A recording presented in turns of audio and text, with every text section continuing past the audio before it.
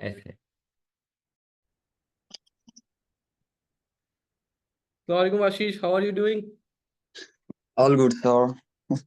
Okay, today we will be attempting the specimen exam of ACCA.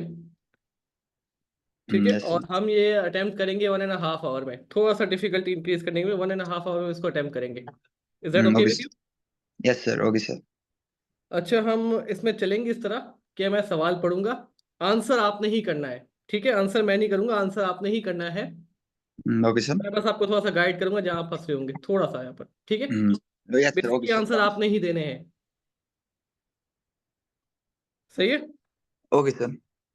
ठीक है, 257 हो रहे हैं हमारे पास, और तकरीबन 427 पे हम इसको स्टॉप कर देंगे यहाँ पर।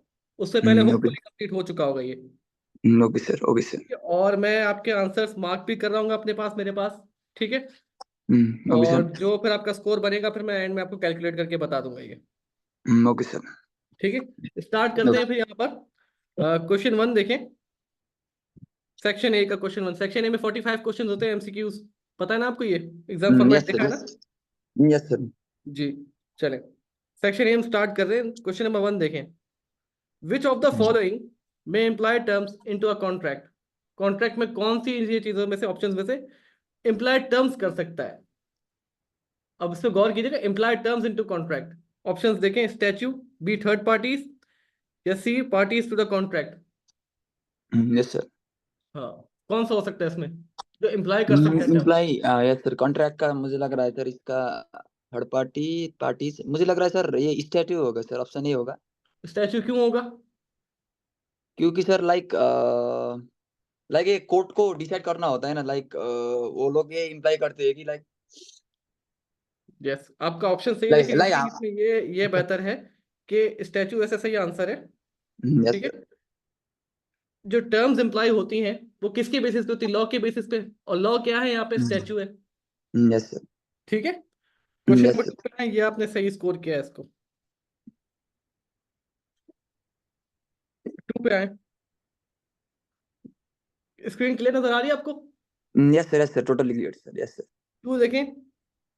There are a number of ways in which investors can take an interest in a company, and such different interests have different rights attached to them. See, multiple तरीके से इन्वेस्टर जो है कंपनी में interest ले सकते हैं, और हर एक यस इंटरेस्ट के साथ डिफरेंट राइट्स जो है वो अटैच होते हैं। ठीक है, अब आपसे ये पूछ रहा है, which of the following normally participates in a surplus capital? Surplus capital जब हो जाता है तो कौन सा जो है इसमें से पार्टिसिपेट कर सकता है? Preference shares, ordinary shares, debentures secured bye a fixed charge, debentures secured by floating charge. इसमें से किसको राइट होता है सरप्लस कैपिटल में वो करने का, पार्टिसिपेट करने का? सर, सरप्लस कैपिटल का ये है कि सर मुझे लग रहा है सर, इसका आंसर ऑप्शन बी होगा, क्योंकि वो लोग ऑप्शन ऑर्डिनरी शेयर जो शेयर होल्डर होते हैं, वो लोग ये करते हैं कि लाइक वो लोग अगर at the payment of the liquidation के टाइम पर भी वो लोग लास्ट में अपना पेमेंट पाते हैं। तो जी इसलिए सर मुझे लग रहा था उसे अगर कोई भी सरप्लस क्रिएट होगा तो उन लोगों को ही मिलेगा। ऑप्शन ए रॉन्ग है, क्योंकि उधर पे फिक्स्ड होता है ना। ठीक इसलिए है जी। ऑप्शन बी मुझको लग रहा है, ऑप्शन बी मोर सुइटेबल होगा सर। जी, ऑर्डिनरी शेयर्स होल्डर होते हैं जो सरप्लस कैपिटल में पार्टिसिपेट कर सकते हैं आउट ऑफ द 3, क्योंकि बाकी सबको पहले ही मिल जाता है उनका। Yes sir. ठीक है, चले 3 देखें। ये भी आपने सही किया, ये भी मैं मार्क कर लूँ अपने पास। सही। क्वेश्चन 3 देखें। In the context of the English legal system, which of the following courts only has civil jurisdiction? सिर्फ सिविल जुरिस्डिक्शन है इन 3 कोर्ट में से, magistrate court, county court, high court. Okay sir, मुझे लग रहा है इसका सिविल के रखा है ना सर क्वेश्चन में, इसलिए ऑप्शन बी राइट होगा, क्योंकि सर ऑप्शन ए दोनों criminal and majorly criminal and minor minor civil इसके बियर करता है, डील करता है जी, option A. Magistrate court. And option C भी दोनों को करता है, क्रिमिनल भी करता हम्म है और सिविल भी करता है। एंड ऑप्शन बी मुझे लग रहा है सर, वो फुल्ली सिविल ही करता है सर, जी, सिविल केसेस डील करता है। फर्स्ट कोर्ट ऑफ इंस्टेंस होता है सिविल कोर्ट के लिए, सिविल केसेस के लिए काउंटी कोर्ट। Yes sir. ठीक है, करेक्ट है ये भी। आपने पहले यस। अटेम्प्ट तो नहीं किया है ये? लाइन से आपने 3 सही जवाब दिए हैं। नहीं सर, नहीं सर, नहीं sir, I haven't sir, I first time sir, I have got ठीक है दिस सर। ठीक है, आई ट्रस्ट यू। यस और इतना तो मुझे अपनी टीचिंग पे भी ट्रस्ट है। सर। ठीक है, 4 देखें। In the context of employment law, which of the following is an automatically fair ground for dismissal an employee? Dismissing an employee. Sir ये क्वेश्चन तो बहुत ही कंफ्यूजन है सर ये मुझे लग रहा है sir option like automatically fair बोल रहा है ना sir yes and sir we study that fair reason like 5 fair reason for the automatically for dismissing an employee yes then उनमें से सर लाइक मुझको सी तो नहीं होगा सर सी तो कम्प्लीटली एक्सक्लूड है ये आंसर नहीं हो सकता option C option A B and D में थोड़ा सर थोड़ा कंफ्यूजन है सर लाइक ऑप्शन डी भी हो सकता है अगर अगर लाइक लीगल लेकिन अगर ऑप्शन डी का आप जो है वो लॉ में जाके डीप जाके इशू देखिए कि ऑप्शन डी में इशू क्या आ सकता है। अगर लीगली आप कोई चीज प्रैक्टिस नहीं कर पा रहे तो वो क्या क्रिमिनल केसेस में आ रहा है या फिर सिविल केसेस में आ रहा है? यस सर लाइक लाइक एक एम्प्लॉय के पास ड्राइविंग लाइसेंस ही नहीं है तो वो कैसे कर सकता है सर इसलिए उसको ऑप्शन डी भी मुझे लग रहा है आंसर होगा एंड ऑप्शन बी भी लग रहा है सर रिडंडेंसी होता है तो तब भी तो फियर होता है ना सर लाइक ये ऑटोमेटिकली फियर एंड रिडंडेंसी में फियर पे ऑटोमेटिकली कंफ्यूजन है डिसमिस सर हो जाता है एम्प्लॉय कि उसको टाइम पीरियड दिया जाता है? नहीं नहीं सर उसको टाइम पीरियड दिया जाता है रिडंडेंसी के बाद तो मुझे लग रहा है ऑप्शन बी तो नहीं होगा इस वजह से ठीक है। तो अच्छा, ये भी ऑप्शन बहुत अच्छी अप्रोच है, आप ऑप्शंस माइनस करवा रहे हैं। ऑप्शन बी यस सर और ऑप्शन सी हमने डिटरमाइन कर लिया कि गलत है। आंसर अब आ रहा है डी और ए के बीच में। अब मोस्ट यस सुटेबल सर देखें, मोस्ट सुटेबल देखें। अनऑफिशियल इंडस्ट्रियल एक्शन भी हो सकता है अगर वो किसी एक ऐसा उसने काम कर दिया है जो कि इंडस्ट्री में बहुत ही बुरा माना जाता है, अनऑफिशियल एक्ट है। Yes sir yes sir option A और डी में सर कंफ्यूजन है तो सर मैं go with gut feeling here, gut feeling क्या कह रही है? लीगल प्रोहिबिशन अगर ये सर मुझे ऑप्शन डी होगा ऑप्शन डी हो सकता है अगर वो legal prohibition related to employee कहता है तो रिलेटेड टू एम्प्लॉय के रिलेशन में अगर वो लीगल प्रोहिबिशन होता है तो मुझे लग रहा था डी डी होगा अगर वो एम्प्लॉय के रिलेशन नहीं है एम्प्लॉय उस पर रिलेट नहीं है और किसी हमने और ऐसा क्वेश्चन एक किट में भी किया है, ठीक है? यस सर किट यस में भी सर किया है, वहां पर जो है वो अनऑफिशियल इंडस्ट्रियल एक्शन को जो है वो गलत कहा है उन्होंने। सही है? यस सर यस सर उसमें टेकिंग पार्ट का ऑप्शन ना, आपको याद होगा कि टेकिंग पार्ट का है। यस सर यस सर यहाँ पर टेकिंग पार्ट नहीं लिखा हुआ, यहाँ पर सीधा सीधा लिखा हुआ है अनऑफिशियल इंडस्ट्रियल एक्शन, मतलब पूरा एक्शन ही उसने किया है, एम्प्लॉय ने किया है। Yes sir yes sir yes sir तो इसलिए थोड़ा सा वर्डिंग ही चेंज कर देता है हाँ सर हाँ, तो थोड़ा सा वर्डिंग की मीन मैं आपको एक हिंट दे रहा हूँ कि थोड़ा सा वर्डिंग जो है आपका पूरा आंसर चेंज कर देता है। यस सर यस सर तो सर मुझे मेरे गॉड सर ये कह रहा है सर ऑप्शन ए होगा सर ऑप्शन डी मुझको रॉन्ग लग रहा है क्योंकि वो रिलेटेड टू एम्प्लॉय होगा होता है तो सर मुझे लग रहा है ऑप्शन डी भी हो सकता है तो मैं इस वजह से ऑप्शन ए को सही मान रहा हूँ सर लाइक ठीक है, ऑप्शन ए वैसे बिल्कुल सही है, आप थोड़ा सा गलत ट्रैक पे चढ़ गए थे। देखें यहाँ पे इसकी पॉसिबिलिटी है ना, लीगल प्रोहिबिशन किस चीज की, कंपनी की है या एम्प्लॉय की, यहाँ पे क्लियर नहीं आ रहा। Yes sir I got this is more falling in the scope of civil, civil issue में ज्यादा फॉल कर रहा है। ये सिर्फ छोटी सी बात की है ना, ये सिविल इशू में ज्यादा यस जा रहा है। यस सर ठीक है, तो सर यही मैं सर चीज आपको उसको एक्सप्लेन करना चाह रहा था कि किट के सवाल और ये एग्जाम के सवाल में थोड़ा सा भी कभी कभार जो फर्क आता है ना, लफ्जों पे गौर करना है आपने कि क्या क्या रहा यस है। सर अब टेकिंग पार्ट यहाँ पे लिखा होता है, टेकिंग पार्ट मतलब कितना पार्ट है, हो सकता है उसका थोड़ा सा पार्ट हो या मेजर पार्ट हो। यहाँ पर जो लिखा हुआ है बिल्कुल क्लियर लिखा हुआ है कि उसने एक अनऑफिशियल एक्ट कर दिया है। Yes sir clear statement sir clear yes sir statement है ये। तो ये लफ्जों में खेलना ना एग्जामिनर को अच्छी तरीके से आता है, इसको बस आपने पकड़ना है तो आप अच्छा स्कोर उस पर कर सकते हैं। ओके सर एम आई ठीक है, right sir in this question then A है इसका answer. Yes sir okay sir ठीक है, आगे बढ़ते हैं। ये क्वेश्चन तो मैंने आपको पहले भी भेजा था सर ये ऐसे ही वाला लेकिन उसमें आंसर थोड़े से अलग थे, उसमें केसेस थोड़े से यस सर चेंज उधर थे। पे सर ऑप्शन का वर्डिंग भी अलग था सर इसलिए सर हम्म। अच्छा, 5 पे है। Which of the following business form does the use of abbreviation limited after the name of a business indicate? नाम के आगे लिमिटेड लगाने तो क्या होता है बेटा वो? बहुत मुझे सर आसान है। ये तो डायरेक्टली है सर ये तो फ्री का मार्क्स है सर ऑप्शन सी होगा सर मुझे ऑप्शन सी बिल्कुल फ्री के मार्क्स ऐसे भी मिलते हैं। यस सर ठीक है, इस पे तो डिस्कस करने की जरूरत ही नहीं है। Yes sir. ऑप्शन 6 पे है, क्वेश्चन 6 पे। Jess has been continuously employed for 6 years, 6 years से कंटिन्यूअसली एम्प्लॉयड है। Which of the yes sir. Following state the minimum period of notice she is entitled to? Yes sir, ये भी sir, ये भी directly है sir. Like आपने पढ़ाया था सर, लाइक अगर 1 मंथ एंड 2 ईयर के बीच में होता है तो उसका 1 वीक का नोटिस देना पड़ेगा, एंड 2 वीक से 2 वीक के बीच होता है तो उसको जितना जितना ईयर कंप्लीट है उतना ही वीक का हमको नोटिस देना पड़ेगा सर। तो इसलिए यहाँ सर पे उसको इसका 6 years मस्ट कंप्लीट सुटेबल। किए हैं, तो यस 6 सर, तो years। ऑप्शन बी होगा सर। ओके, ठीक है। अब तक तो स्कोर आपका अच्छा जा रहा है। ठीक है, 7 पे आए। Which of the following is indicated by the abbreviation limited at the end of the company's name? See? अच्छा, the shares are not transferable. The shares may not be offered to the public. The shares are freely transferable on the stock exchange. जिन company के नाम के आगे limited आता है उसकी क्या खुसूसियात होती है, इसकी क्या स्पेसिफिकेशन होती है, इन तीनों में से वो पूछ रहा है आपसे, ए बी एंड सी में से। Okay sir, okay sir. Option B तो नहीं होगा सर, क्योंकि लाइक लिमिटेड में तो नहीं, तो लिमिटेड में वो लोग शेयर ट्रांसफर कर सकते हैं सर। तो ऑप्शन ए तो नहीं है, ऑप्शन ए तो सारा सर गलत है सर। तो हम्म। ऑप्शन बी एंड सी में sir, option A sir, option A is option C क्यों रॉन्ग। नहीं? नहीं नहीं, मुझे लग रहा है सर ऑप्शन ए तो डायरेक्टली रॉन्ग है, एंड ऑप्शन बी और सी में सर मैं देख रहा हूँ sir, this year may not be offer to the public.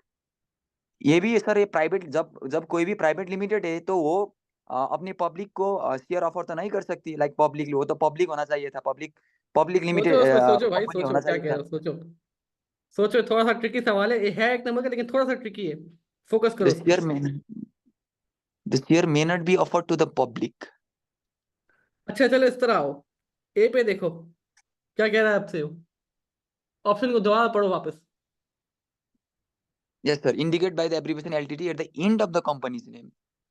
Like किसी कंपनी को अगर अपने कंपनी के नेम के एंड में अगर एलटीडी लगाना है तो उसको क्या क्या क्या इंडिकेट करना पड़ता है सर, वो क्या इंडिकेट करता है, वो बोल रहा है ना सर जी। क्वेश्चन। तो सर ऑप्शन ए तो डायरेक्टली रॉन्ग है।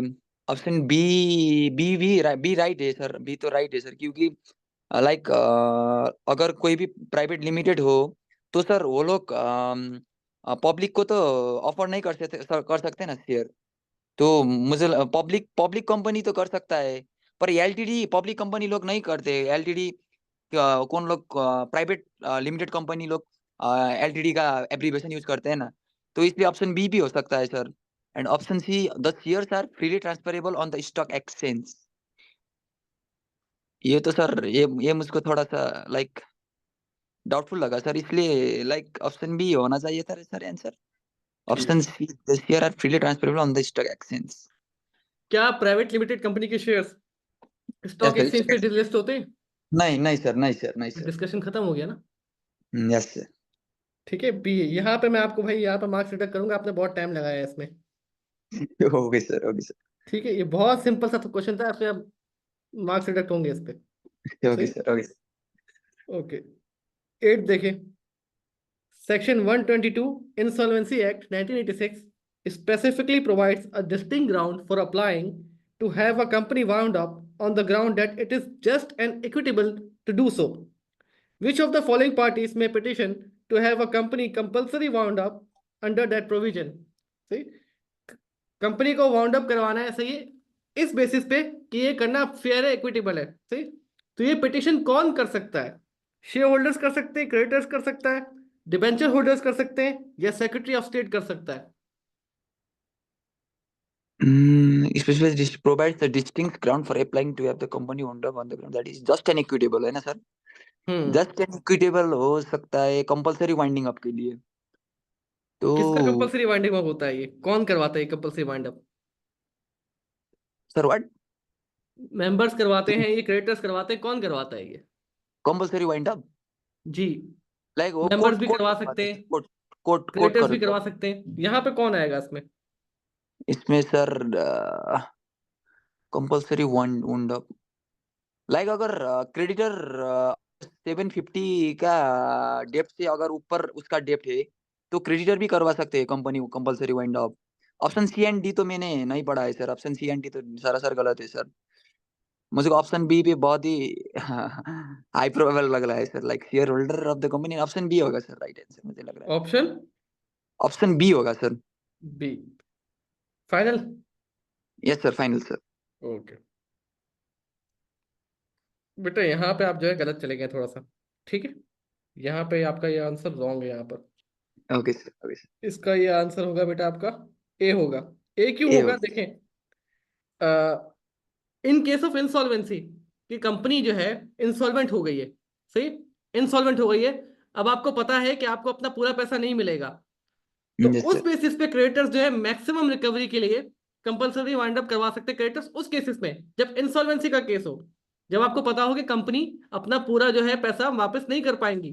ठीक है, ये रीजन यहाँ पे दिया हुआ है, it is just an equitable to do so, कि मतलब जब उसके मेंबर्स से ये समझें कि यार अब बहुत हो गया, एक डेडलॉक पे आ गए, कंपनी की प्रोग्रेस अच्छी नहीं है, सही, कंपनी परफॉर्म नहीं कर पा रही है, तो अब जब तक हम सॉल्वेंट हैं, जब तक कंपनी चल रही है, परफॉर्मेंस अच्छी नहीं आ रही लेकिन चल रही है, अभी अगर इसको हम वाइंड अप कर दें तो शेयर होल्डर्स का क्या है, पूरा पैसा उनको मिल जाएगा वापस, ऐसा ही है। Yes sir, yes sir. इस तरीके से भी सोचना है कि शेयर होल्डर्स को उनका पूरा पैसा कब मिलता है, इंसॉल्वेंसी के केस में, या जब शेयर होल्डर्स खुद ही यार नॉन परफॉर्मेंस की बेसिस पे वो रेकमेंड कर दें कि कंपनी को वाइंड अप कर दें। इसके यस सर। कुछ रीजन ये होते हैं कि जैसे कंपनी अपने पर्पस से, कंपनी का जो एक एक्चुअल पर्पस है जिसकी वजह से वो बनी थी, उससे वो दूर हटती जा रही हो, सी मैनेजमेंट फैसले नहीं पा रही है, डेडलॉक आ जाए कि यार मैनेजमेंट को करना क्या है, किस अप्रोच को फॉलो करना है, उसको मैनेजमेंट पूरा नहीं कर पा रही हो। ठीक है, परफॉर्मेंस बिल्कुल स्टैग्नेंट हो, ना बढ़ रही हो बल्कि नेगेटिवली पोर की तरफ जाती जा रही हो, इंसॉल्वेंसी की तरफ नहीं हो लेकिन फिर भी पोर होती जा रही हो, तब मेंबर्स ये कहते हैं कि यार यस सर। अब ये जस्ट इक्विटेबल है कि यार फेयर बात है कि कंपनी अब संभल नहीं रही है, नेगेटिव की तरफ जा रही है, तो इससे पहले मजीद नेगेटिव में जाए, इसको वाइंड अप कर देना चाहिए। तो ये पिटिशन यस। करते हैं शेयर होल्डर्स। ठीक है, okay sir, okay sir, okay sir. यहाँ पे आपका था फर्स्ट इक्विटेबल हो तो सर शेयर होल्डर करेंगे ना? Yes sir. बिल्कुल जस्ट, बिल्कुल हिंट दी हुई होती क्वेश्चन में, आपने हिंट पकड़नी है। Yes sir, yes. ठीक है, 9 देखें। Mo has a significant holding in the shares of Nova Limited. He wishes to use his shareholding to remove Owen from the board of directors, but is not sure how to do so. ये भी बहुत clear सवाल है वैसे, पढ़ चुके हैं, मुझे याद पड़ता है पहले कर चुके हैं ऐसा सवाल। Which of the following must be used to remove a director from office? Director को ऑफिस से हटाने के लिए क्या करना पड़ता है? एक ordinary resolution with special notice, a special resolution, a written resolution, क्या करना है भाई? ये तो सर डायरेक्टली आंसर है सर इसका। ऑप्शन डायरेक्टर को रिमूव करना है तो सर ऑर्डिनरी रिजोल्यूशन भी पास करना पड़ता है और उसको स्पेशल नोटिस भी देना पड़ता है सर। मुझे लग रहा है स्पेशल ऑप्शन नोटिस बी क्यों होगा। देना पड़ता है, क्या रीजन होता है स्पेशल नोटिस देना पड़ता है? लाइक सर, लाइक 28 डेज का उसको स्पेशल नोटिस देना पड़ता है सर। लाइक आपको ये उसका रीजनेबल, लाइक किस रीजन की वजह से आपको रिमूव किया जाए सर, उसका स्पेसिफिकली उसको नोटिस देना पड़ता है उसका उस रीजन का सर। एक चीज इसमें आपने मिस कर दी, आंसर सही है बिल्कुल आपका। Yes sir. एक चीज आपने मिस कर दी कि डायरेक्टर को स्पीक करने का, डायरेक्टर को अपना पार्ट बोलने का यस भी सर। चांस दिया जाता है, इसलिए उसको स्पेशल नोटिस दिया जाता था 28 डेज पहले, कि आप भी यस अपना सर। पार्ट सुनाएं, अपनी साइड सुनाएं। ठीक है, यस सर। आंसर यस सही था, लेकिन एक बहुत मेजर आपने चीज मिस की है यहाँ पर, इसको याद रखो, ये पॉइंट याद रखो। सर। Okay sir. चले आगे बढ़े, 10 पे आए। A written ordinary resolution requires the approval of which of the following? More than 50% of the total voting rights of eligible members, more than 50% of the total voting rights of members actually voting, anonymous approval of those entitled to vote. क्या चाहिए होता है भाई ordinary resolution के लिए? Option option A चाहिए sir, eligible member होना चाहिए और 50% से ज्यादा होना चाहिए सर। बिल्कुल बिल्कुल भाई, करेक्ट है, इसमें तो कोई आर्ग्यूमेंट है ही नहीं। Yes. 11 पे आए। Employment law is a mixture of common law and statutory provisions. Which of the following is purely based on statute law? Purely based on statute law. सिर्फ स्टैच्यू लॉ का पार्ट है, employment law के scope से थोड़ा सा ऊपर आता है, मेन लॉ का पार्ट है, मेन स्टैच्यू का पार्ट है। ऑप्शंस देखें। समरी डिसमिसल, अनफेयर डिसमिसल, सी रॉन्गफुल डिसमिसल। तो सर ये सर स्टैच्यू स्टैच्यू लॉ बोल रहा है ना sir. Option A and C तो सर दोनों dismissal, wrongful dismissal and summary dismissal तो हमको हम कॉमन लॉ बोलते हैं ना सर उनको तो सर। ऑप्शन ए एंड सी को, इसलिए ऑप्शन बी होगा सर, भी अनफेयर होगा हाँ, डिसमिसल। प्योर स्टैच्यू में आ जाता है ये, सही है, यस सर।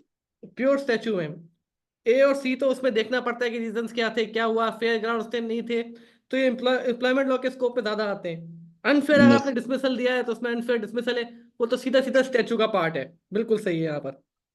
ठीक है।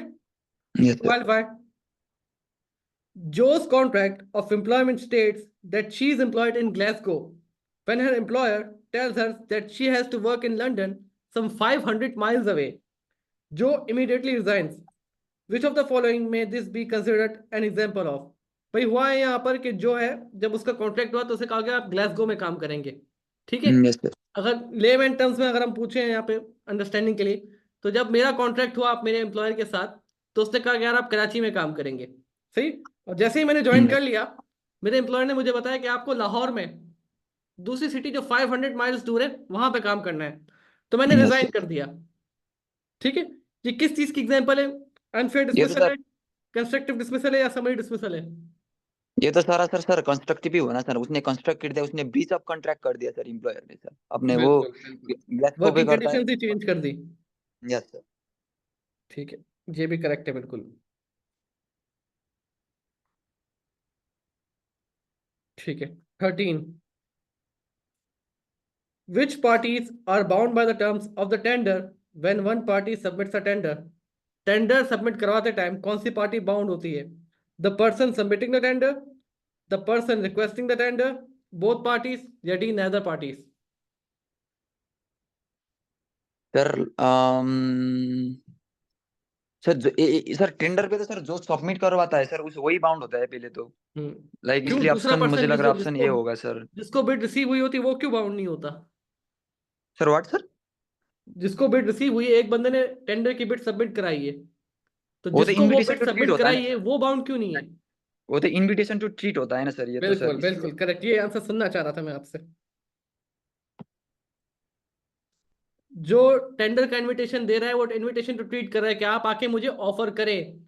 आपने बिड यस जमा सर। करा दी, मतलब आपने ऑफर कर दिया। ठीक है, तो यस। आप बाउंड है उससे। 14 है, in the context of contract law, a bid at an auction is which of the following? Bid की क्या चीज होती है?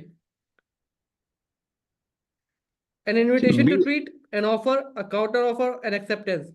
एक ऑक्शन चल रहा है, उसमें आप बिड कर रहे हो, तो आपकी बिड क्या कहलाती है? तो sir like option C and D तो गलत है sir.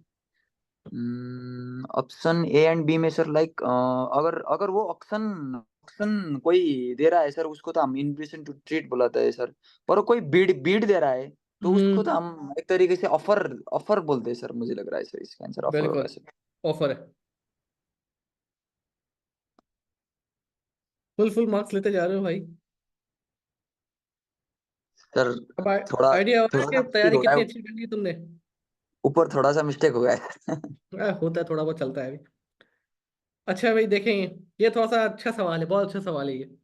B injured her eye after failing to close a safety gate on a machine as instructed.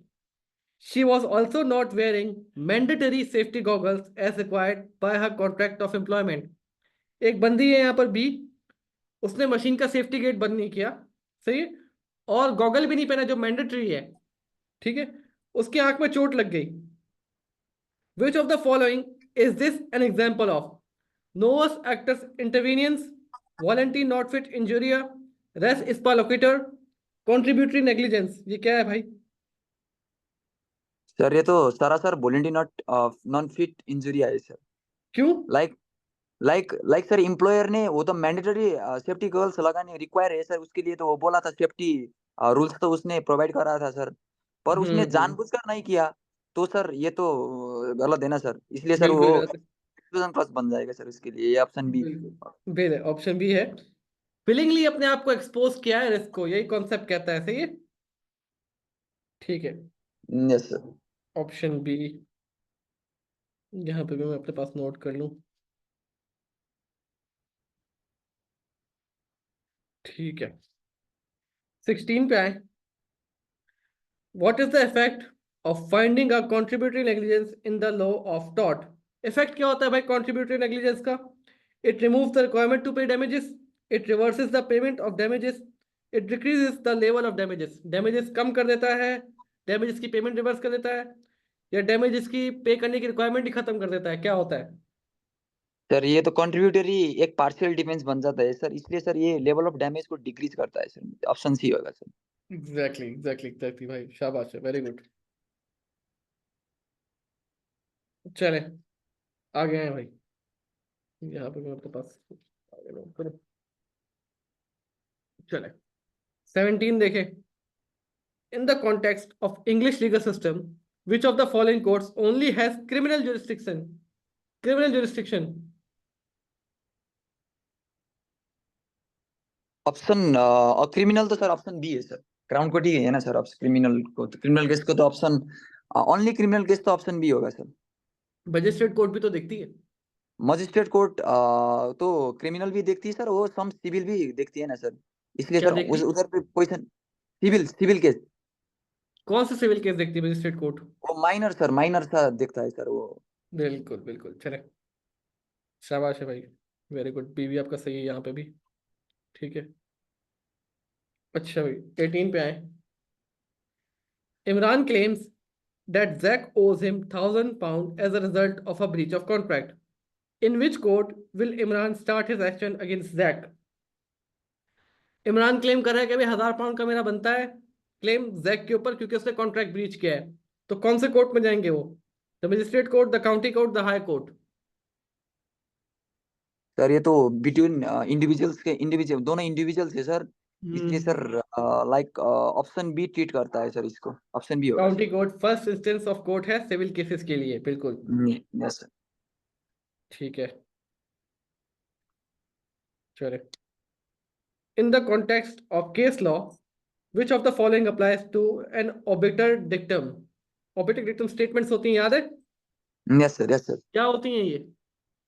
ऑब्जेक्टर dictum sir एक लाइक स्टेटमेंट होती है सर, पर ये लीगली बाइंड नहीं होती सर, ये परसुएसिव होता है सर लाइक। हाँ बिल्कुल, इसमें ऑप्शन कौन सा है? It is binding on all future courts, it is binding on all lower courts, it is not binding on any courts, it is not binding outside the court it was issued in. Sir ये ऑब्जेक्टर dictum sir ये किसी को भी bind नहीं होता sir, ये persuasive होता है सर मेनली, तो इसलिए ऑप्शन सी राइट होगा सर। बिल्कुल, कुछ आसान से सवाल भी आ जाते हैं इसमें। Yes sir. ठीक है, नहीं तो सर ये तो बहुत तभी ठीक ही होता तो सर। देखिए एग्जाम का लेवल जो है, ये स्पेसिमेन एग्जाम दिया, एग्जाम का लेवल से थोड़ा सा बस हायर होगा, आप समझ लें। कुछ सवाल होंगे कि बहुत ज्यादा टेक्निकल होंगे, कुछ सवाल, मेजोरिटी सवाल जो है इससे थोड़े से बस मुश्किल होंगे, कुछ इसमें फ्रीबीज भी आ जाते हैं, जैसे ये सवाल था अभी। ठीक है, yes sir. contributory negligence arises as a result of the fault of which of the following? The claimant, the respondent, a third party? Sir ये तो सर क्लेमेंट है सर, लाइक क्लेमेंट का कोई कुछ गलती होता है सर, उसमें पार्शियली कोई गलत होता है, वो गलत होता है, इसलिए सर मुझे इसका आंसर ए लग रहा है सर, क्लेमेंट सर। ठीक है, कॉन्ट्रीब्यूटरी नेग्लिजेंस में क्या होता है कि क्लेमेंट ने की कुछ ऐसा, ऐसी हरकत कर दी होती है जो उसको फर्दर डैमेज में कंट्रीब्यूट कर देती है। ठीक है, यस सर। चले, 21 देखिए। Anne got trapped in a public toilet due to the lock being faulty. Rather than wait for help, she tried to climb out of the window but fell and broke her leg. Which of the following is this an example of? Res ispa liquitor, voluntary not fit injuria, novus actus interveniens, contributory negligence. Sir ये तो sir एक example था ना sir, आपने पढ़ाया था ना एक एग्जांपल, लाइक कंट्रीब्यूटरी नेग्लिजेंस का सर, आपने एक एग्जांपल एग्जांपल करवाया था, सेम टू सेम उसका ही सिनेरियो है सर, इसलिए जी, सर मैं तो उसमें इसका वो आंसर। छत पे चढ़ गया था। यस सर, वो उसका पार्शियली उसका भी गलत था ना, वो तो नहीं करना था उसको, छत पे चढ़ तो गया था, इसलिए। सीढ़ी गिर गई तो वो खुद छलांग मार के सीढ़ी उठा रहा था बंदा, यस सर, इसका टांगे टूट आंसर गई ऑप्शन थी जी, कॉन्ट्रीब्यूटरी नेग्लिजेंस है ये। और ये यस वाकई में सर। ऐसा हो भी चुका है। ओ यस सर, हाँ, यस सर। ऐसा मेरे ऑफिस में भी हुआ था, स्टोर में एक बंदा चढ़ गया था वो स्टॉक काउंटिंग के दौरान।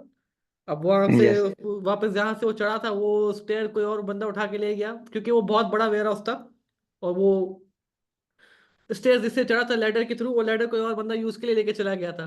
तो अब इंस्टेड के वो बंदा लैडर का वेट करता, उसने थोड़ी सी अपनी ओवर एफिशिएंसी दिखाई वहां से, हालांकि इतना बड़ा नहीं था वो गैप, लेकिन छलांग भरा, उसके यस। एंकल में चोट आ गई थी, बहुत जोरदार चोट आई थी। यस। लेकिन फिर भी ऑफिस ने कवर किए थे उसके मेडिकल एक्सपेंसेस। चले, full full full full cover किए थे सर, हाँ वो छोटी कि सी बस, पार्शियली किए थे सर। नहीं नहीं फुल कवर कर लिया, इतनी बड़ी चोट नहीं लगी थी इसको, लेकिन अच्छी खासी चोट लगी थी, 2-3 दिन वो लंगड़ा के चल रहा था बंदा। Okay sir. 22 में है। अच्छा भाई ये भी सही है, ये भी सही। 22 देखें। The law treats employees differently from the self-employed and has established a number of tests to distinguish between the two categories. सही। लॉ ट्रीट करता है एम्प्लॉयड को सेल्फ एम्प्लॉयड को अलग अलग, सही है, और उसके लिए मल्टीपल टेस्ट स्टैब्लिश हुए हैं। Which of the following is not a test for establishing an employment relationship? The subordinate test, the control test, integration test, the economic reality test. कौन सा इसमें से टेस्ट नहीं है? ये तो सर डायरेक्टली सर इसका आंसर तो ऑप्शन ए होगा, क्योंकि बी सी एंड डी तो सर हमने पढ़ा था, ये टेस्ट डिटरमाइन करता है अगर वो अच्छा सेल्फ कंट्रोल टेस्ट एम्प्लॉयड है क्या कि होता है? एम्प्लॉयड। ये क्या होता सर है भाई? व्हाट? कंट्रोल टेस्ट होता क्या है? कंट्रोल टेस्ट ये होता है कि लाइक अगर किसकी कंट्रोल में कौन है सर, ये बताता है sir control test. Like employer के कंट्रोल में अगर एम्प्लॉय है तो सर उस उधर पे हम लोग डिफरेंशिएट कर सकते हैं कि ये कंट्रोल उसको कर रहा है, इसलिए वो एम्प्लॉयर है, और ये कंट्रोल में है सर इसलिए सर वो एम्प्लॉई है सर। इस तरीके से कंट्रोल हम को किस तरह कंट्रोल। डिटरमाइन करते हो? कंट्रोल क्या मतलब, काम कौन असाइन कर रहा है, ये कंट्रोल होता है। Yes yes sir. ठीक है। इंटीग्रेशन टेस्ट ये क्या होता है?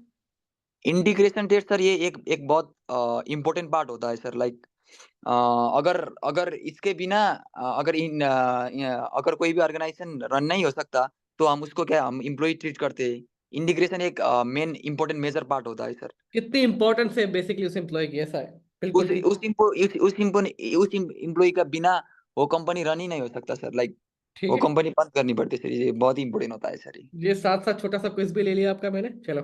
इसका वैसे आंसर यही है, सबऑर्डिनेट टेस्ट, ये कोई टेस्ट नहीं होता। Yes sir. ठीक है। चलो 23 पे आए। Breach of which of the following terms does not allow the possibility of the aggrieved party termination the contract, terminating the contract? Condition, warranty, in nominate term. Yes sir, ये तो मैंने आपको भी पूछा था सर एक बार। लाइक ऐसे ही question कुछ था सर। सर हम जब वारंटी वारंटी होता है तो सर उधर पे हम ओनली रेमेडी, उसका रेमेडी सिर्फ डैमेजेस क्लेम करना पड़ता है सर। वो रिपीटेड द कॉन्ट्रैक्ट, वो कॉन्ट्रैक्ट को टर्मिनेट नहीं कर सकते सर। इसलिए ठीक सर है। ऑप्शन होगा सर, मुझे लग रहा तो टर्मिनेटिंग द कॉन्ट्रैक्ट, चलो वारंटी से आप कह रहे हैं कि टर्मिनेट नहीं होता कॉन्ट्रैक्ट, इन है। नॉमिनेट टर्म से वारंटी हो जाता है क्या? इनोमिनेट टर्म अगर सर वो माइनर और मेजर देखे जाता है ना सर उस पे। अगर वो माइनर होता है तो सर उधर उस वक्त पर हम उसको कंडीशन बोलते हैं सर। इसलिए सर उस उधर पे हम कॉन्ट्रैक्ट रिपीटेड कर सकते हैं सर। कॉन्ट्रैक्ट क्या कर सकते हैं? टर्मिनेट कर सकते हैं सर अगर उधर पे माइनर सॉरी मेजर होता है। तो वो एक तरीके से तो अगर मेजर ट्रिबल होता है, होता मेजर तो कंडीशन होती है, इन नॉमिनेट टर्म्स होती क्या है? है। इनोमिनेट टर्म्स नाइदर कंडीशन होता है सर, नाइदर वारंटी होता है सर। हम्म। वो कुछ भी नहीं होता, वो बहुत फर्क होता है सर। इसलिए उसका कंडीशन देखा जाता है सर अगर वो। बेटा यहाँ पे नंबर काटूंगा आपके, इस चीज को आप रिवाइज करो। देखो होता क्या, कंडीशन जो है मेन टर्म्स होती है कॉन्ट्रैक्ट की, अगर वो यस ब्रीच हो रही है तो आप यस सर। कॉन्ट्रैक्ट टर्मिनेट कर सकते हैं। वारंटी में वारंटी में वारंटी यस में क्या सर। होता है कि डैमेजेस मिल सकते हैं, छोटी सी चेंजेस हो सकती है, कुछ कंपनसेट किया जा सकता है, लेकिन वारंटी में कॉन्ट्रैक्ट जो है वो वॉइड नहीं होता, टर्मिनेट नहीं होता। इन नॉमिनेट टर्म्स तो इंपॉर्टेंट होती ही नहीं है, तो उसको भले आप ब्रीच भी कर लो तो वो मसला है ही नहीं कोई। Yes sir. यस ठीक है, इसको रिवाइज करो। यहाँ पे थोड़ा सा बहुत ज्यादा टाइम लिया है आपने इसमें। सर। यहाँ पे ओके सर। मार्क्स आपके कट कर रहा हूँ भाई, इसका आंसर वैसे वारंटी है, लेकिन यहाँ पे यस नंबर आपके कट होंगे भाई। Okay sir. Okay sir. Okay sir. ठीक है, इसको रिवाइज करो, ये क्लैरिटी ले लो, हर चीज को क्लियर होके जाओ। आपको करना क्या है, आपसे मंडे को एग्जाम है ना आपका, यस सर मंडे सर। बीच में बस आपने थोड़ा सा थ्योरी रिवीजन करना है, अब क्वेश्चंस लेके मत बैठना। आपने बहुत, मेरे ख्याल से कोई 1000 क्वेश्चंस कर लिए होंगे आपने। Okay sir. Okay sir. ठीक है। 24 देखें। Which of the following in the context of entering into a contract constitute a binding offer to sell a unique item of furniture? सही है भाई, इसमें से कौन सा एक बाइंडिंग ऑफर बन सकता है? Offer to sell a unique item of furniture, furniture का आइटम है। A, placing an advert in a newspaper with price attached, placing it on a display inside a shop with a price attached, telling someone the price you may be willing to accept for it, telling someone you will reduce the marked price on it by 10%। Yes sir. क्या binding हो सकता तो है? Sir तो sir like ये binding बोल रहा है क्वेश्चन सर, इसलिए सर लाइक ऑप्शन डी तो एक क्लियर प्रिसाइज है ना सर, स्पेसिफिकली बोला है कि उधर पे लाइक आपका market price on it by 10%, like reduce करता है सर। अगर ये लाइक कंडीशन उधर पे प्रिसाइज सर क्लियरली बोलता है, तो सर हम इसको एक ऑफर कहलाता है सर, इसलिए सर ऑप्शन डी होगा मुझे लग रहा है। बिल्कुल इसको ऑप्शन डी होगा। बाइंडिंग होगा सर। यहाँ पे प्रॉपरली वो इंडिकेट कर रहा है कि वो बेचना चाहता है, ठीक है, और मार्केट प्राइस से भी 10% का डिस्काउंट दे रहा है, तो मतलब ये ऑफर कर रहा है आपको सेल करने के लिए। Yes sir. ठीक है, 25 देखें।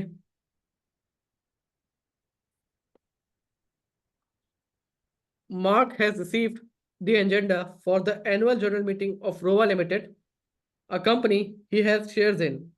The agenda contains a number of resolutions to be proposed at the meeting, but being a new member, Mark is not certain as to what is exactly involved.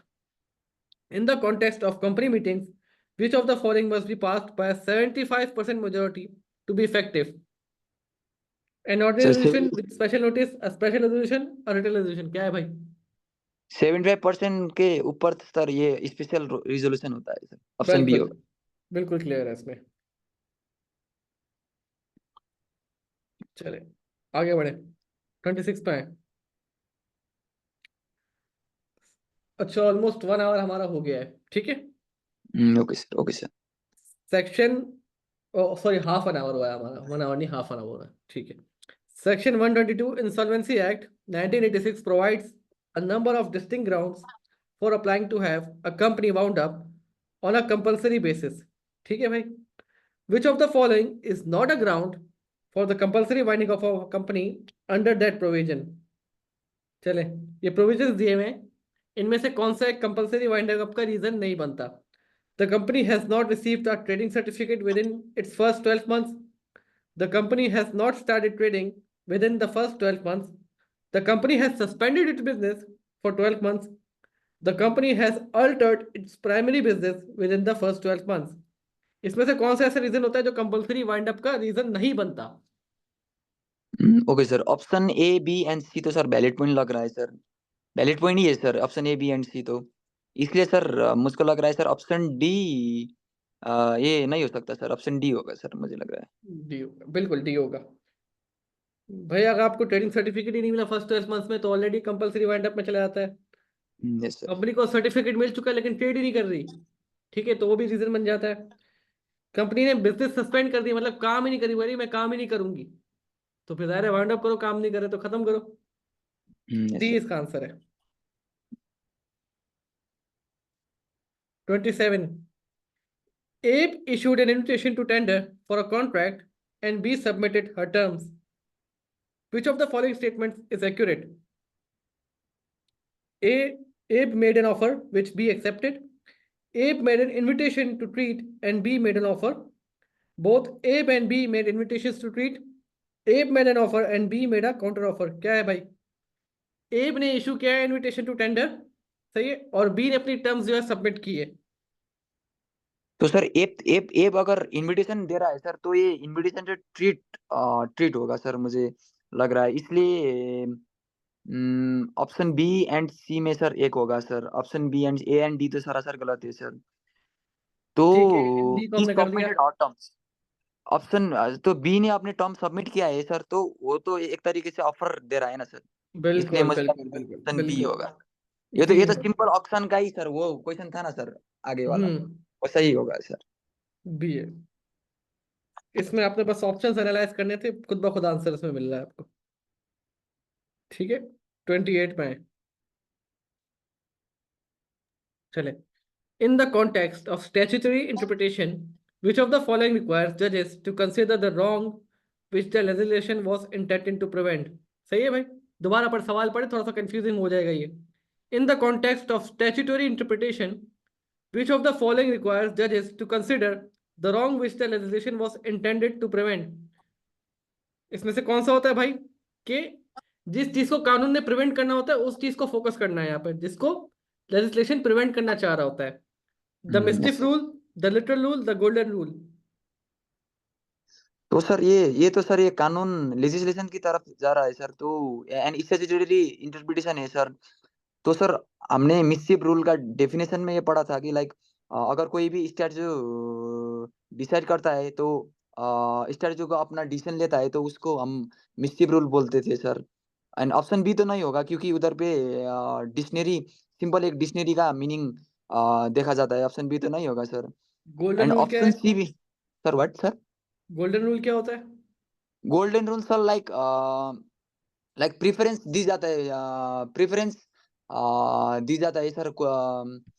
ऐसे कि like वो हमने example पढ़ा था ना sir, like standing still is not it's not a crime sir, like that. we एक case पढ़ा था ना सर हमने। तो मुझे लग रहा है सर ऑप्शन ए होगा सर इसका आंसर, लाइक। ऑप्शन ए ही है, मिस्टिफ रूल है इसका। Yes sir. ठीक है, 28 यहाँ पे भी मार्क कर दूं मैं। बिल्कुल सही किया है 28। चले आगे, 29 देखें। It is not unusual for some company investments to carry cumulative dividend rights. Which of the following statements about the declaration of cumulative dividends is correct? They are not paid until profit reaches a certain percentage. They are paid in the form of a bonus issue. They are paid out of capital. They are paid when profits are available for that purpose. Cumulative dividends क्या होते हैं? Cumulative sir एक सम होता है sir, like first year, second year, third year, like ये cumulative होते जाता है, उसको पे नहीं करते, उसका वो डिविडेंड ड्यू होता है, और वो लोग वो सम से एक ही बार उसको पे किया जाता है सर, लाइक। ठीक है, तो इसमें से आंसर में कौन सा लग रहा है आपको ये? Declaration of the cumulative is correct, they are not paid until profit reaches and they are paid out of capital, they are paid when the profit sir। Option D होगा सर, लाइक डिविडेंड तो sir हम जब profit available है तो sir हम उस वक्त dividend declare करते हैं ना सर, लाइक ये तो बिल्कुल हमने पहले पेपर में भी पढ़ा था सर मुझे ये। बिल्कुल इसलिए बिल्कुल बिल्कुल। और ये होता किस पे, कम्युलेटिव डिविडेंड किस पे मिलता है? सर ये सर व्हाट? कम्युलेटिव डिविडेंड्स का राइट्स कौन सी इन्वेस्टमेंट में मिलता है आपको? लाइक सर ये क्यूमुलेटिव एंड नॉन क्यूमुलेटिव होता है सर, ये प्रेफरेंस, लाइक प्रेफरेंस शेयर को मिलता है सर। बिल्कुल बिल्कुल बिल्कुल correct, 100% correct. 30, which of the following statements in relation to effective consideration is correct? It must be both adequate and sufficient. It must be adequate but need not to be sufficient. It must be sufficient but need not to be adequate. चले भाई। Yes sir. इसका sir like आपने पढ़ा था sir, ये sufficient होना चाहिए पर ये एडुकेट ना हो तो भी चलेगा सर, ये सफिशिएंट तो होना मतलब क्या चाहिए। होता है सफिशिएंट हो बट एडुकेट ना हो? एडुकेट मतलब सर इक्वल ना हो वो भी चलता है सर, इक्वल होना बिल्कुल होना बिल्कुल। इक्वल दोनों। जैसे कि आप अपने दोस्त को, सही है, आपका दोस्त आपको कहता है कि यार आशीष आपका जो है F4 90% पे क्लियर हुआ है, तो आप मुझे F4 में इस सब्जेक्ट में हेल्प करें। यस तो सर। एक तो कंडीशन ये हो सकती है कि आप उससे पैसे मांगे भाई, आप उससे बोले कि भाई ये पार्ट आपको पढ़ाना है तो उसके मैं आपको इतने 1000 चार्ज करूंगा। तो ये इक्वल एडुकेट कंसिडरेशन मिल गई आपको, सही, सफिशिएंट भी है एडुकेट भी है, कि आप उसको यस टॉपिक पढ़ा रहे हो और उसको चार्ज कर रहे हो। Yes sir. और उसकी जगह आप उससे कहते हो कि यार चलो मैं ये टॉपिक तुम्हें पढ़ा दूंगा, मुझे एक अच्छी सी जगह पिज्जा खिला दो या बर्गर खिला दो एक। Yes sir. तो क्या है, आपने उसको एक बहुत इंपॉर्टेंट टॉपिक पढ़ा दिया F4 का, लेकिन बदले में यस। आपको सिर्फ एक बर्गर मिला। तो सफिशिएंट तो है, पेट तो भर गया आपका, लेकिन बराबरी का नहीं है, एडुकेट नहीं है, लेकिन कंसिडरेशन माना जाता है वो। और सर कुछ मॉनेटरी वैल्यू हो उसका, यस सर, हम्म। कुछ मॉनेटरी वैल्यू हो उसका। हाँ, कुछ कुछ मॉनेटरी वैल्यू का तो है ना, बर्गर तो है, थोड़े बहुत पैसे को तो आता है यस ना यार। यस यस यस सर, उसका ये कंडीशन सफिशिएंट का कंडीशन ये भी अगर आप उसको सबसे बड़े 5 स्टार में लेके जाके बर्गर खिलाने का बोलो तो वो अलग बात हो जाएगी, वो फिर कंसिडरेशन बराबर हो जाएगी, एडुकेट हो जाएगी फिर वो। ठीक है। Yes sir. Yes sir. Yes, got it sir. चले, सी है इसका आंसर। चले, 31 देखें। In the context of the English legal system, which of the following defines the ratio decidendi of a judgment? The decision in a previous case, the facts of the case, the legal reason for deciding the case, the future application of the case. चले भाई।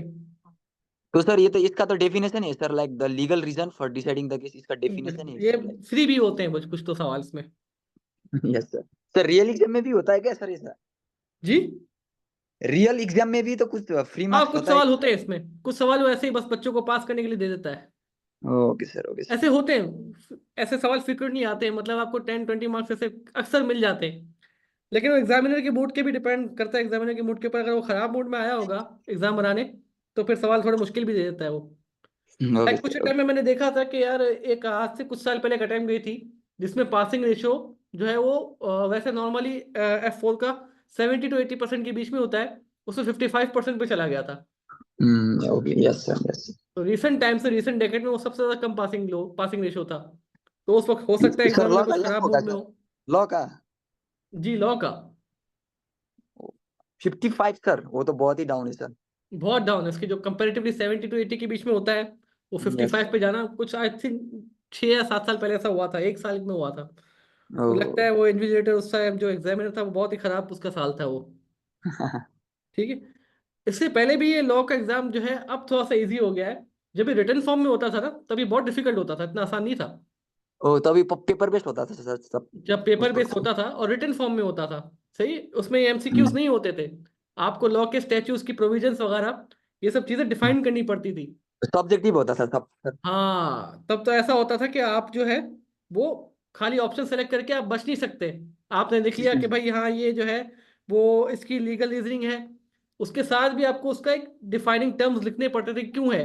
जैसे कि हमने ओ। भी ये mark किया कि मिस्टिफ rule यहाँ पर आंसर होगा, तो मिस्टिफ यस रूल के सर। साथ आपको सारे रूल बताने पड़ते थे। ओ नाइस, यस सर, यस तो सर। वहां पे इजी वे आउट नहीं था। यस ठीक है, यहाँ पे तो बचत हो जाती है फिर भी कभी कभार। सर। Dan has been, अच्छा 32 देखें, Dan has been accused of a criminal offense and is due to be tried soon. He denies responsibility, claiming that the prosecution has no evidence that he committed the offense.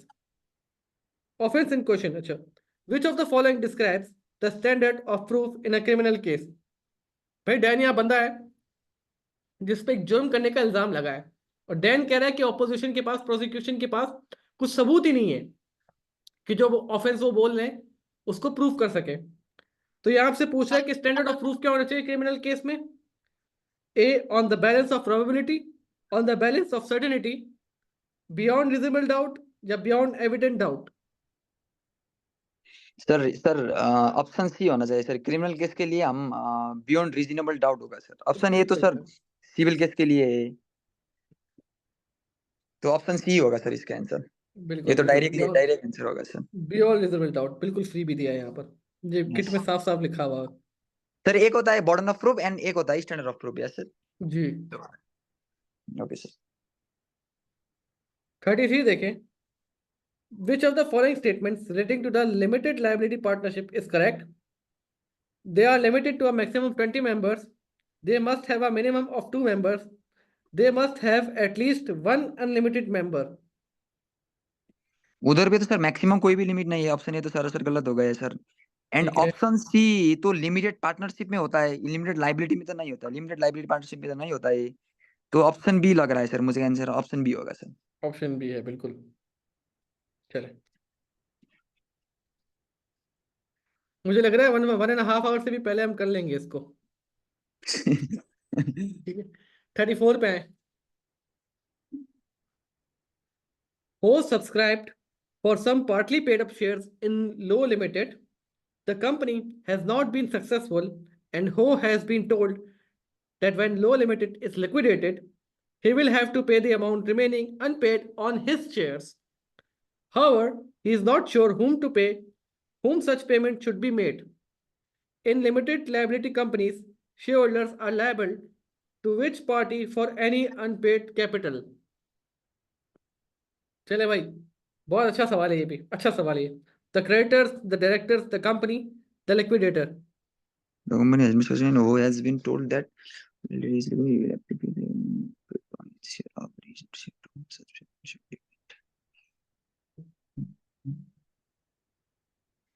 Sir इन भाई ये समझो आप कि उसने shares लिए, shares partly paid है, सही, शेयर्स उसने लिए, उसकी पार्ट पेमेंट उसने कर दी, कंप्लीट पेमेंट नहीं की है।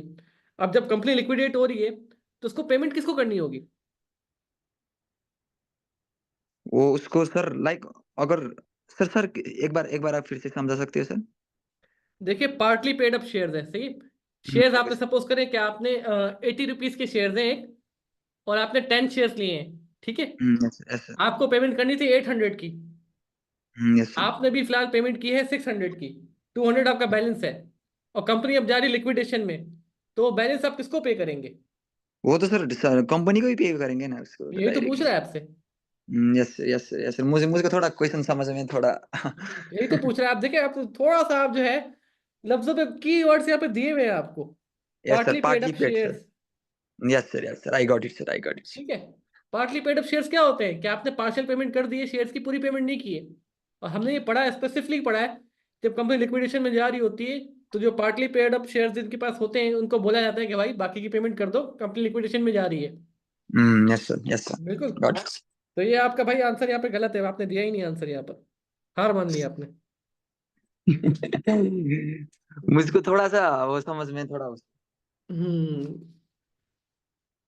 सवाल को तसल्ली से पढ़ो, कीवर्ड्स निकालो, सवाल में कीवर्ड्स क्या है, आंसर उसी में छुपा होता है। ओके सर, ठीक है। Okay sir. Which of the following cannot petition for the compulsory winding up of a company on the grounds of insolvency? On the grounds of insolvency, सवाल पे गौर करो। Under Section 122 Insolvency Act 1986, the board of directors, the members of the company, the company's creditors, the secretary of state. तो sir ये petition है ना sir, petition sir, like member लोग नहीं कर सकते सर पिटीशन। पिटिशन क्यों नहीं कर सकते?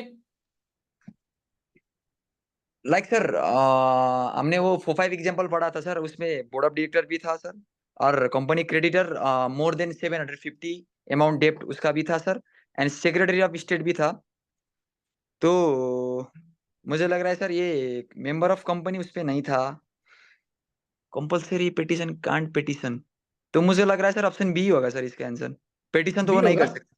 लेकिन इसका रीजन अभी हमने थोड़े दिन पहले डिस्कस किया था, थोड़ी देर पहले, जब जस्ट एंड इक्विटेबल हो यस सर, यस सर।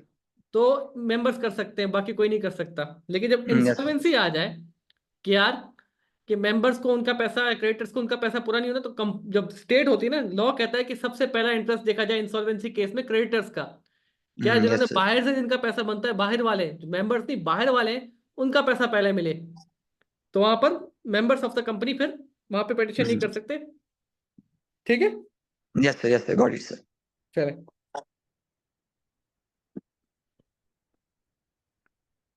36 देखें। Money laundering involves a number of phases in the overall procedure. Which two of the following are recognized phases in money laundering? कौन से recognized phases हैं? Relocation, layering, integration, distribution. तो sir phases 3 होता है sir, placing, layering and integration होता है sir. तो इधर पे ऑप्शन 2 and 3 है, तो ऑप्शन सी होगा सर। 2 and 3 ऑप्शन सी में है सर। बिल्कुल बिल्कुल। चले भाई 37 पे आए। Which of the following are automatically unfair grounds for dismissing an employee? One देखें engaging in trade union activity, two देखें constructive dismissal, three dismissal on transfer of employment to a new undertaking, four देखें redundancy. तो sir कोई 1 तो होगा, अगर अगर वो ट्रेड यूनियन एक्टिविटी में अगर इंगेज हो रहा है तो उसको तो हम ऑटोमेटिकली अनफेयर तो नहीं बोल सकते उसको, वो तो ऑटोमेटिकली अनफेयर होता है, वो तो फेयर रीजन नहीं है सर। तो ऑप्शन 1 तो होगा, एंड ए एंड डी में एक आंसर होना चाहिए। तो किसमें? ऑप्शन ए एंड डी में एक आंसर होना चाहिए, और ए एंड डी में 1 है ना sir. Option A and D में एक होना चाहिए, ऑप्शन बी एंड सी तो गलत है सर। तो एंड ऑप्शन 2 में कंस्ट्रक्टिव डिसमिसल है, ये तो इसको तो हम ऑटोमेटिकली अनफेयर नहीं बोला जाता, ऑप्शन 2 नहीं हो सकता, 2 नहीं हो सकता। तो ए भी मुझे लग रहा है गलत है। एंड 3 में क्या बोल रहा है, dismissal on the transfer of the employment to a new undertaking, ये हो सकता है सर। इसलिए मुझे लग रहा है ऑप्शन डी होगा सर इसका आंसर। चले ऑप्शन डी तो सही है। अच्छा मुझे बताएं कि ये चीज होती क्या है, dismissal on transfer of employment to a new undertaking, ये क्या चीज है? Transfer to a new undertaking, like वो अगर एम्प्लॉय में लाइक अगर एम्प्लॉयमेंट को अगर क्या बोलूं सर, लाइक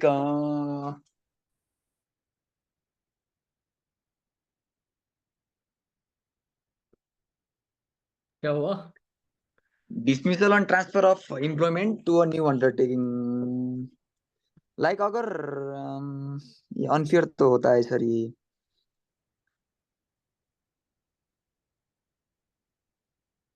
ऐसा है सर, ये लाइक कुछ न्यू इम्प्लीमेंट आ गया है सर। अपनी कंपनी में एक न्यू इम्प्लीमेंट आ रहा है सर। तो सर हम पहले का जो इम्प्लीमेंट था उसको हमने डिसमिस कर दिया, क्योंकि हमको वो न्यू इम्प्लीमेंट आ गया, उसके उसके मैं रिप्लेस पे। समझाता हूँ, मैं समझाता हूँ, देखिए ऐसा होता है किसी कंपनी में, ठीक है, यस सर। एक मैनेजमेंट आती है, मैनेजमेंट चेंज होती है, सही। एक प्राइवेट लिमिटेड कंपनी समझ ले है क्या है, सही। वो प्राइवेट लिमिटेड कंपनी कोई और बंदा खरीद लेता है, आपके ओनर से, आपके बॉस से कोई खरीद लेता है, सही। तो नई यस सर, यस। मैनेजमेंट आती है। अब यस। नई मैनेजमेंट आती है, वो अगर सब बंदों को निकाल देती है, ठीक है, कि सारे जो पुराने एम्प्लॉयज होती है बोलती है सब आप जाओ घर पे जाओ, और मैं नए एम्प्लॉयज अपने रखूंगा, तो क्या ये फेयर है? ना सर, फेयर नहीं है सर। तो यही तो चीज यहाँ से पूछ रहे, dismissal on transfer of employment to a new undertaking. Yes sir. ठीक है, ये होती है कि मैनेजमेंट नहीं आ जाना। ओ, ओके सर, ओके सर। अगर इस केस में अगर उस बंदे को अपने एम्प्लॉयज लाने भी हैं, नई टीम लानी है, तो पुराने एम्प्लॉयज को नोटिस देना चाहिए कि यार आप, मैं नई टीम लाऊंगा, ये ना आपका 30 डेज का या 6 वीक्स का नोटिस है, आप अपना देख लें, मैं नई टीम ला रहा हूँ। Yes sir. ऐसा नहीं हो सकता कि एक दिन कोई नया बॉस आ जाए, बॉस की सीट पे बैठे और बोले आप सब लोग घर पे जाए, कल से आप नहीं आइएगा। ये चीज़ नहीं हो सकती। Okay sir, got sir. तो उसमें भी आपको भाई 1 नंबर मिलेगा, 2 मार्क्स का 1 नंबर मिलेगा, ठीक है। चले। मैं एक्सक्लूड करके सर राइट राइट कर दिया इसका सर। हाँ, ये आपने तुक्का लगाया यहाँ पर। Yes sir, yes sir. ठीक है, 38 पे आए। In the context of the law of agency, an agent will not be liable for a contract in which of the following instances: where the agent fails to disclose that they are acting as such, where the agent intends to take the benefit of the contract and does not disclose they are acting as an agent, where the agent acts on their own behalf although claiming to be an agent. चले भाई। Agent will not be liable for any which of the following instances.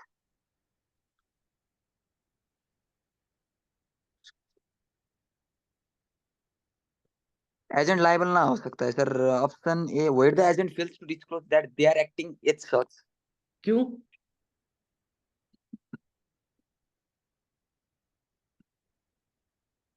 क्यों भाई, क्यों?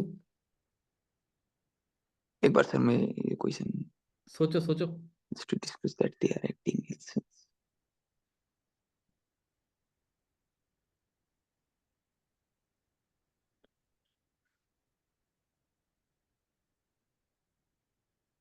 Where the agent on their own behalf although claiming to be an agent be liable for a contract which is to with the agent action being although claiming to be an agent.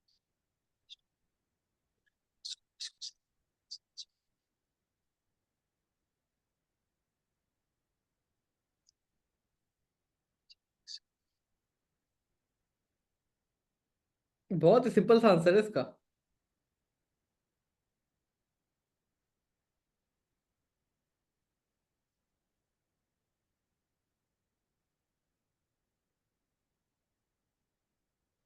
मुझे option A पे लग रहा है sir, option ए right लग रहा है sir. Like क्यों लग रहा है, मुझे रीजन तो बताओ। An agent will not be liable, अगर एजेंट लायबल ना होता है सर, अगर वो अगर अगर वो डिस्क्लोज, लाइक ऑप्शन ए में ये बोल रहा है where the agent fails to disclose that they are acting as such. तो सर, अब वो बता ही नहीं रहा कि वो एजेंट है, तो फिर लायबल किस तरह होगा? हाँ, yes yes sir, yes sir, got it sir. ठीक है, चलो आगे 39 देखें। The employment right act ERA 1996 sets out remedies in relation to unfair dismissal. Which of the following is not a potential remedy for unfair dismissal under the ERA 1996? Reinstatement, re-engagement, re-employment। इसमें से कौन सा एक potential remedy नहीं है? री implement नहीं है sir, option A and B तो है सर अनफेयर के लिए। ऑप्शन री इंस्टेटमेंट भी कर सकता है या री एंगेजमेंट भी कर सकता है, पर री इम्प्लीमेंट तो हमने नहीं पढ़ा है सर, इसलिए ऑप्शन सी तो नहीं होगा सर। लाइक ये तो नहीं होगा डिफरेंस क्या सर। होता है री एम्प्लॉयमेंट में, री इसमें, री स्टेटमेंट में? लाइक सर, री इंस्टेटमेंट का मतलब ये है कि लाइक उसको एक सिमिलर, लाइक उसको वही वही सेम स्टेटस पे, वही पोजीशन पे अगर उसको रखा जाता है तो उसका हम बोलते हैं री स्टेटमेंट। एंड री एंगेजमेंट का मतलब ये है कि उसका सिमिलर, सेम वही नहीं, उसका कोई सिमिलर सिमिलर सा वो एम्प्लॉयमेंट का सेम स्टेटस एंड लाइक उसका हम बोलते हैं री एंगेजमेंट सर। इसलिए सर ऑप्शन सी मुझे लग ठीक रहा है, है ये रेमेडी नहीं होगा सर। ठीक है, तो सी आप कह रहे हैं? Yes sir. सी ये करेक्ट है। अनफेयर अनफेयर डिसमिसल बोल रहा है ना सर, अनफेयर डिसमिसल में हम रीइंस्टेटमेंट एंड री एंगेजमेंट भी रेमेडी हो सकता है सर। बिल्कुल। देखिए, री एम्प्लॉयमेंट में बेसिकली, री स्टेटमेंट में और री एम्प्लॉयमेंट में एक बेसिक फर्क क्या होता है, बुनियादी फर्क जो है, री स्टेटमेंट में क्या होता है कि उसी जगह उसी पे सेम लेवल पे आपको दोबारा लाया जाए। री यस सर। एम्प्लॉयमेंट में क्या होता है कि रोल भी हो सकता है डिफरेंट, हो डिफरेंट पे हो, सही, डिफरेंट डिपार्टमेंट हो। री स्टेटमेंट सेम जगह पे ही दोबारा आपको लाया जाता है, जिस पोजीशन से आपको निकाला गया है उसी पोजीशन पे वापस लाया जाएगा। Yes sir. री एम्प्लॉयमेंट होता है कि वापस आप उस कंपनी के एम्प्लॉय हो सकता है किसी और रोल पे भी हो। तो अनफेयर डिसमिसल के केसेस में री स्टेटमेंट होती है, री एम्प्लॉयमेंट नहीं होती। Yes sir. ठीक है, 40 पे आए। Which two statements are correct in relation to designated members in limited liability partnerships? They must not take part in day-to-day operations of the business. They are responsible for filing the LLP's account. They are fully liable for partnership debts. They have limited liability. कौन से दो statement correct है इसमें, एलएलपीज में? LLP से designated member बोल रहा है ना सर?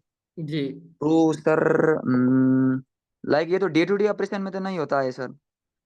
वो क्या नहीं लोग तो होता है? Executive sir what? They must not take part, ये कह रहा है कि डे टू डे उसमें ऑपरेशन में पार्ट नहीं ले सॉरी सकते। Sir, sir option. Yes sir, yes sir. तो ऑप्शन ये ऑप्शन टू, ये टू में बोल रहा है ना, ये तो उसका रिस्पॉन्सिबल होता है फाइलिंग करना। बिल्कुल। तो टू तो मुझे राइट लग रहा है। तो बी एंड सी में कोई आंसर होगा। तो ऑप्शन वन तो सारा सर गलत हो गया। ऑप्शन तो वन क्यों गलत होगा? Like sir they must not take part in the day to day activities. Designated member को, डेजिग्नेटेड मेंबर का तो काम होता है ना पार्टिसिपेट करने का। यस सर, यस सर, उन लोगों का काम होता है सर। इसलिए बिल्कुल। ऑप्शन टू तो राइट है। And sir they have limited liability, ये लिमिटेड लाइबिलिटी तो उसका नहीं होता सर। ये तो गलत है, ऑप्शन फोर भी गलत है। तो सर अच्छा, लिमिटेड लायबिलिटी कंपनी है, सही है, तो उसमें उनका लिमिटेड लायबिलिटी नहीं होगा, आप कह रहे हैं? Sir what sir? ये क्वेश्चन में देखिए, लिमिटेड लायबिलिटी का पार्टनरशिप लिखा हुआ है और आप कह रहे हैं कि उनका लिमिटेड लायबिलिटी नहीं होगा।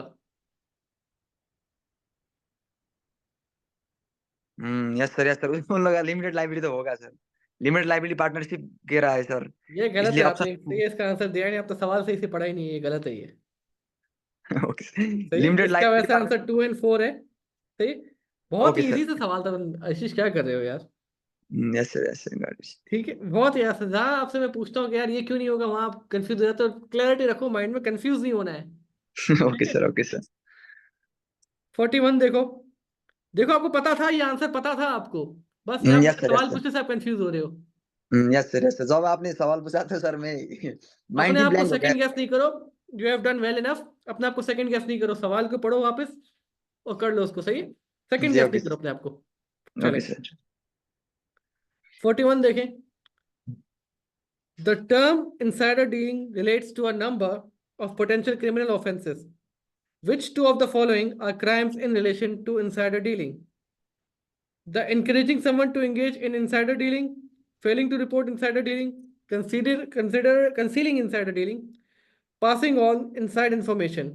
इनमें से कौन से दो हैं जो इनसाइडर डीलिंग में आते हैं, शामिल हैं? तो सर किसी और को इनकरेज करना तो वो तो होता है, इनसाइडर डीलिंग होता है सर। तो वन तो राइट है सर। एंड ये फेलियर टू रिपोर्ट एंड कॉन्किलिंग तो ये मनी लॉन्ड्रिंग, मनी लॉन्ड्रिंग की तरफ चला गया सर। एंड ऑप्शन फोर भी राइट है, क्योंकि passing on inside info, like अगर इनसाइड इन्फो पास करना है तो सर उसको भी हम इनसाइडर डीलिंग बोलते हैं। तो sir one and four right होगा, तो ऑप्शन बी राइट है सर। बिल्कुल।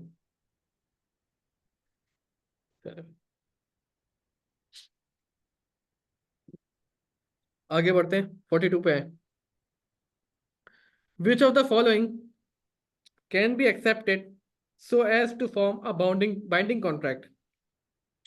A supply of information, a statement of intent, a quotation of price, an agreement to enter into a future contract. कौन सा binding contract हो सकता है इसमें से? सप्लाई ऑफ इंफॉर्मेशन तो नहीं हो सकता। स्टेटमेंट ऑफ इंटेंशन का भी कोई मतलब नहीं है, ए एंड बी तो गलत है सर। और quotation of the price, quotation का मतलब ये होता है कि सर लाइक किसी प्राइस का लाइक ये कितना प्राइस पड़ता है सर, वो होता है ना कोटेशन। एक वो बेसिकली लोग। आप एस्टिमेट देते हैं कि ये चीज हो जाएगी इतने में। Yes sir. तो sir an agreement to enter into the future contract, an agreement to enter into a future contract और कोटेशन ऑफ द प्राइस, अगर प्राइस का कोटेशन दे दे तो वो क्लियरली मेंशन किया है सर, तो मुझे लग रहा है वो ऑफर कहलाता है sir.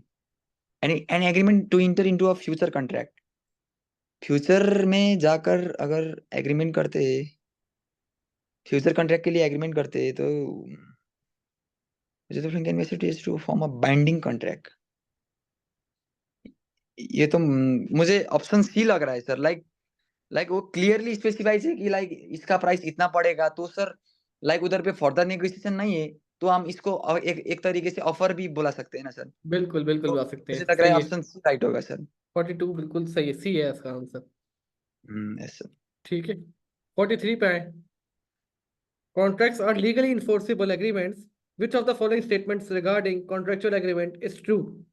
They must be in writing. They must be evidence in writing. They need not be in writing. तो सर ये राइटिंग में ही होना चाहिए, ये तो नहीं ये तो नहीं होता है ना सर, लाइक ये they must be in writing बोल रहा है, ऑप्शन ये तो नहीं है, ये ओरली भी हो सकता है, ये बाई कॉन्डक्ट भी हो सकता है, तो एविडेंस भी ये गलत है सर, तो ऑप्शन सी डायरेक्टली राइट है सर इसका आंसर। बिल्कुल, चले सही है। 44 देखिए, ये थोड़ा सा इंटरेस्टिंग सवाल है, अच्छा है। In relation to the law of negligence, finding of volunty not fit injury arises from the action of which of the following? The claimant, the respondent, a third party, an unforeseeable event. Sir volenti not non fit injuria में ये कहलाता है कि like उसका उसका पूरा का पूरा कंसेंट, वो कंसेंट फॉर्म पे साइन करता है सर, वो क्लेमेंट ही करता है सर। इसलिए हम्म, सर मुझे लग रहा है सर वो पहले शुरुआत क्लेमेंट ही करता है। बिल्कुल बिल्कुल सही कह रहे हैं आप। और फिर from the action of which of the flowing, तो मुझे लग रहा है सर अब क्लेमेंट ही होगा, क्योंकि वो लोग आपने एक एग्जांपल दिया था ना सर, लाइक वो पैराग्लाइडिंग, स्काई ना डाइविंग सर वाला। वो, हाँ सर पैराग्लाइडिंग वाला भी दिया था और वो रॉक क्लाइंबिंग वाला भी दिया था, लाइक बिल्कुल रॉक स्लीपर ही था, और फिर भी वो अपने कंसेंट पर, अपने क्लेमेंट के कंसेंट पर वो खुद रिस्क लेकर उसने क्या बिल्कुल किया था, वो कंसेंट साइन किया था वो क्लेमेंट, इसलिए ऑप्शन ए होगा सर इसका आंसर। बिल्कुल बिल्कुल बिल्कुल, खुद पर्सनली वॉलेंटरली रिस्क को आप साइन ऑफ करो कि यार मुझे पता था रिस्क, फिर भी मैं वहां पर जा रहा हूँ। मुझे पता है कि यस। अभी बारिश हुई है, मैं रॉक क्लाइंबिंग करने जाऊंगा तो गिरने के चांसेस ज्यादा है, फिर भी मैं यस। फॉर्म पे कंसेंट पे साइन करके मैं जा रहा हूँ। ठीक है, तो वो क्लेमेंट इनिशिएट करता है उसको। Yes sir. ठीक है, 45 है।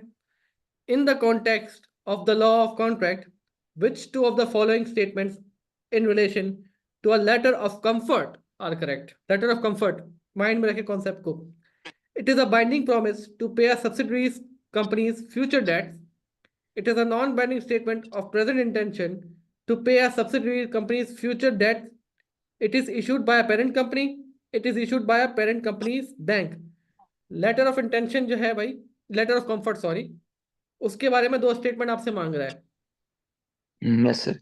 सर लेटर ऑफ कंफर्ट ये होता है कि लाइक पेरेंट एक कंफर्ट जोन क्रिएट करता है सर सब्सिडियरी के लिए, लाइक इसके पास हम भी है, ये बोलता है, पर सर वो सर लीगली बाइंड नहीं होता, वो कॉन्ट्रेक्चुअली बाइंड नहीं होता पेरेंट, इसलिए sir it is non binding statement होता है सर, क्योंकि वो लोग पेरेंट सिर्फ एक कंफर्ट जोन क्रिएट करते हैं सर उस पर सब्सिडरी पे, तो इसलिए ऑप्शन वन गलत है एंड ऑप्शन टू राइट है सर।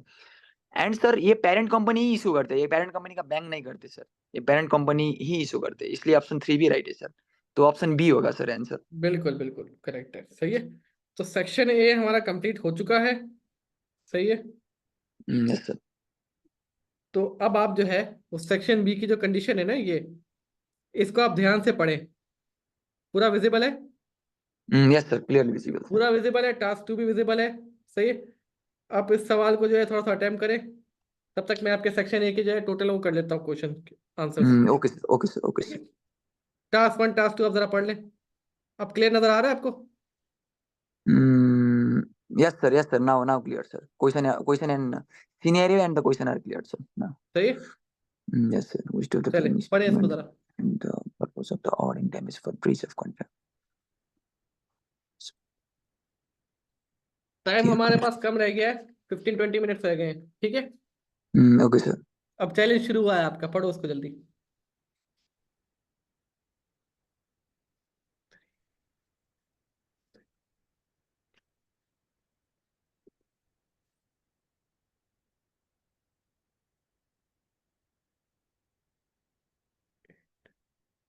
टास्क 1 का तो डायरेक्टली आंसर आ गया।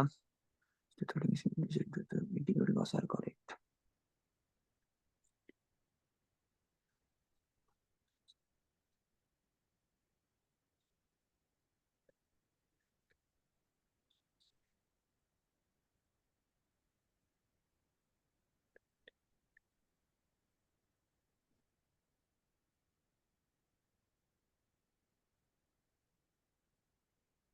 टास्क 2 भी हो गया।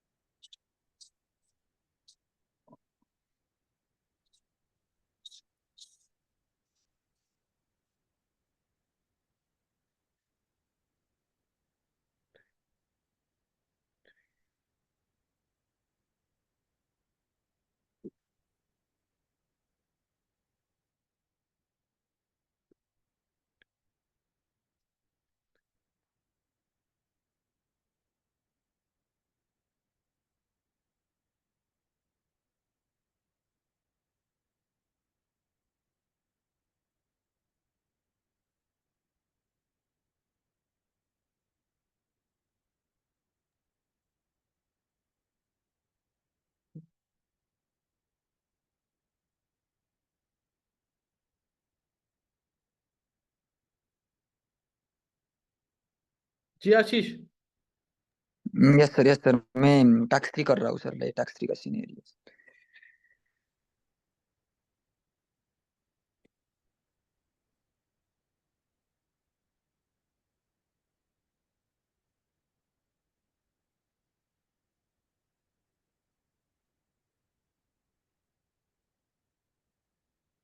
Yes sir, got it sir. ठीक है, बताएं टास्क 1 का बताएं मुझे। सर टास्क वन का ये ऑप्शन बी होगा सर। एक, they compensate the injured for any financial loss recover हो सकता है सर, इसलिए ऑप्शन बी होगा एक आंसर।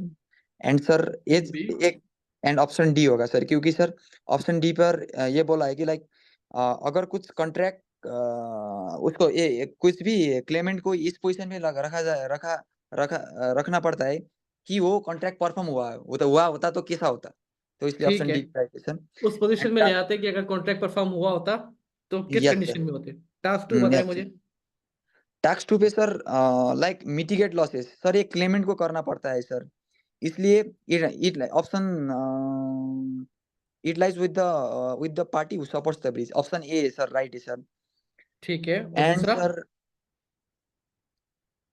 सर दूसरा सर ये डैमेज को रिड्यूस करता है सर, इसलिए ऑप्शन डी होगा सर इसका आंसर, ये बिल्कुल इंक्रीज नहीं करता है। बिल्कुल सही है। अच्छा, सी का बताएं मुझे। तो सर सी का, सर मुझे लग रहा है सर सी का लाइक उधर पे ओल्ड इकोनॉमी पर ये डाउन टर्न आ रहा था सर। एंड सर उस वक्त पे लाइक जो एजेड एलटीडी है उसने क्या किया था, उसने 5 मिलियन स्पेंड कर दिया था।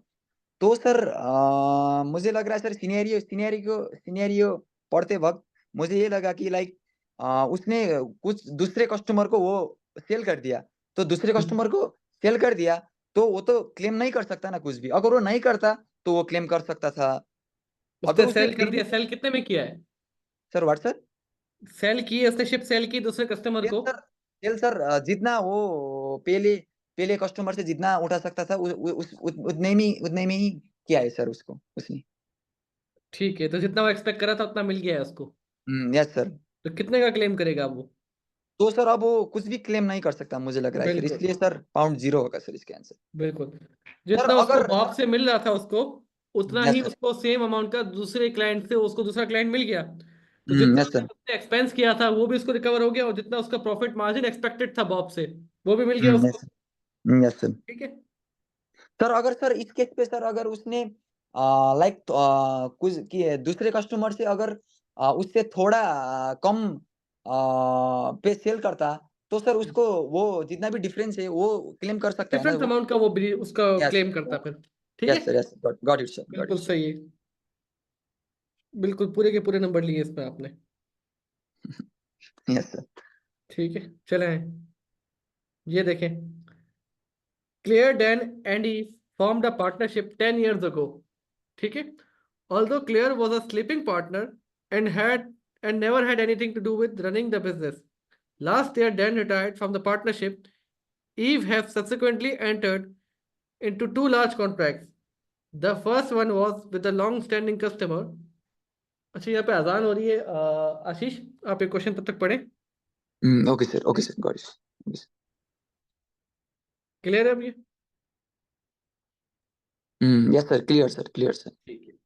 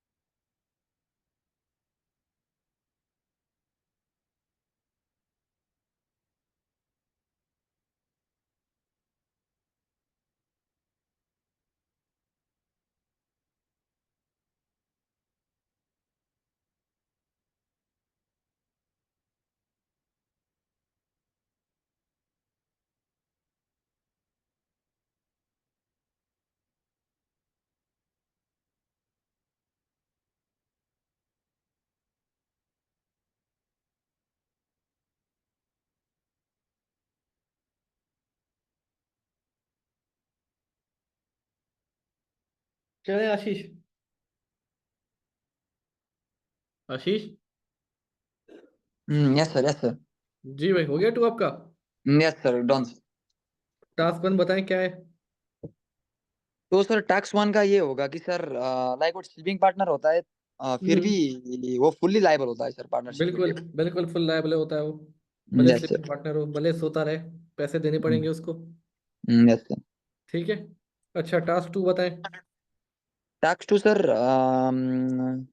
लाइक वो रिटायरिंग पार्टनर है सर, इसलिए सर इसका आंसर ऑप्शन ए होगा सर।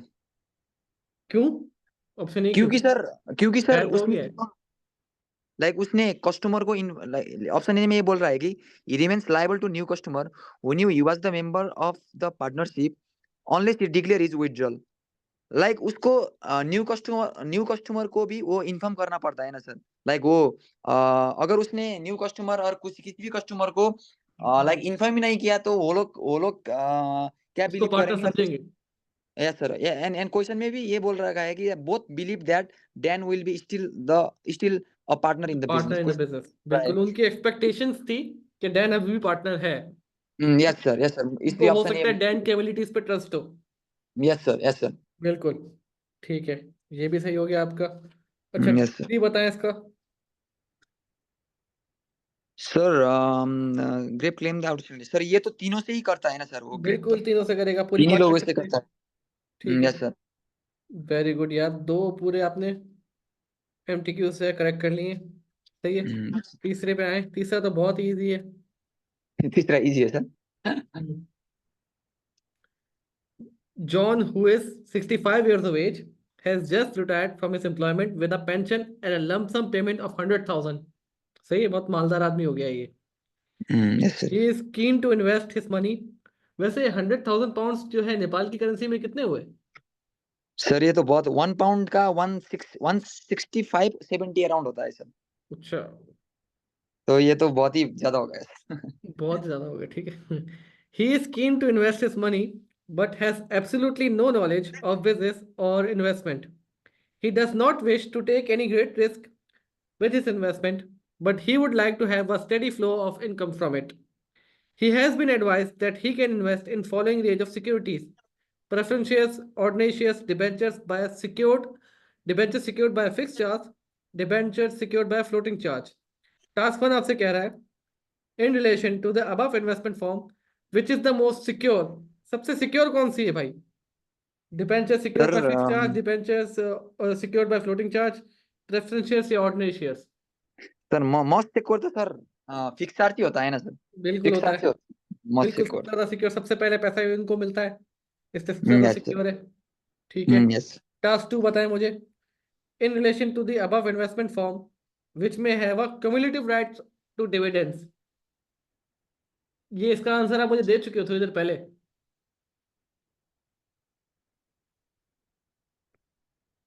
सर नेटवर्क थोड़ा अटक रहा है सर, नेटवर्क थोड़ा मैं अटक कह रहा रहा हूँ है उसका आंसर आप मुझे थोड़ी देर पहले दे चुके हो, टास्क टू का आंसर। सर।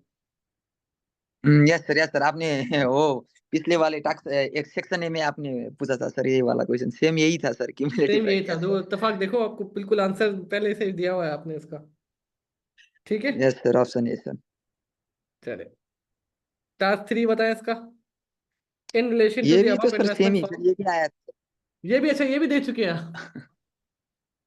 ये भी आया था ना सर, वो बिल्कुल सेक्शन आया ए भी था। आया था सर ये क्वेश्चन। तो क्या था इसका आंसर? इसका आंसर सर ये सरप्लस कैपिटल पे तो ऑर्डिनरी शेयर ही बिल्कुल, दोनों का आंसर आप दे चुके पार्टिसिपेट हो कर ऑलरेडी। सकते हैं ये सर। तो बहुत बिल्कुल पका पकाया हलवा मिल गया है आपको। सर ऐसा भी होता है क्या रियल एग्जाम में सर? लाइक हाँ सेम सेम होता है, क्वेश्चन। होता है, फ्रीक्वेंटली होता है, मेरे साथ हुआ था। मेरे लॉ के एग्जाम में हुआ था ऐसा कि ओके सेक्शन सर। ए में आपने तो जिस बहुत चीज को, बहुत साल पहले दिया होगा सर। हाँ सेक्शन ए में जिस चीज को मैं रिवाइज करके आया था, सेक्शन बी में तकरीबन वही वैसे ही मिलते जुलते आंसर आए थे, मेरे साथ हुआ था। लॉ ओ। का एग्जाम मुझे याद पड़ता है कि मैंने अपना एग्जाम जो है वो 48 मिनट्स में कर लिया था। वो अब तक रिकॉर्ड है, सबसे क्विकेस्ट एग्जाम था मेरा लॉ का, 48 मिनट्स में करके मैं बाहर निकल आया था। और उस वक्त जो है ओके। इन्विजिलेटर भी परेशान हो गया था कि यार क्या बच्चे ने पेपर छोड़ दिया है। ओ। इतना अच्छा स्कोर नहीं था मेरा, अराउंड 65 या 70 था, 65 68 था स्कोर, लेकिन मैं 48 मिनट्स में करके मैं बाहर आ गया था एग्जाम को। 48 मिनट सर? जी। सर हमको तो नहीं करना चाहिए ना, हमको तो 2 आवर्स नहीं फुल नहीं, पूरा यूटिलाइज टाइम करना लो बेटा। चाहिए। अब मैं इसलिए 100% श्योर था क्योंकि लॉ का कोर्स में पहले अपने बैचलर्स में भी पढ़ चुका था।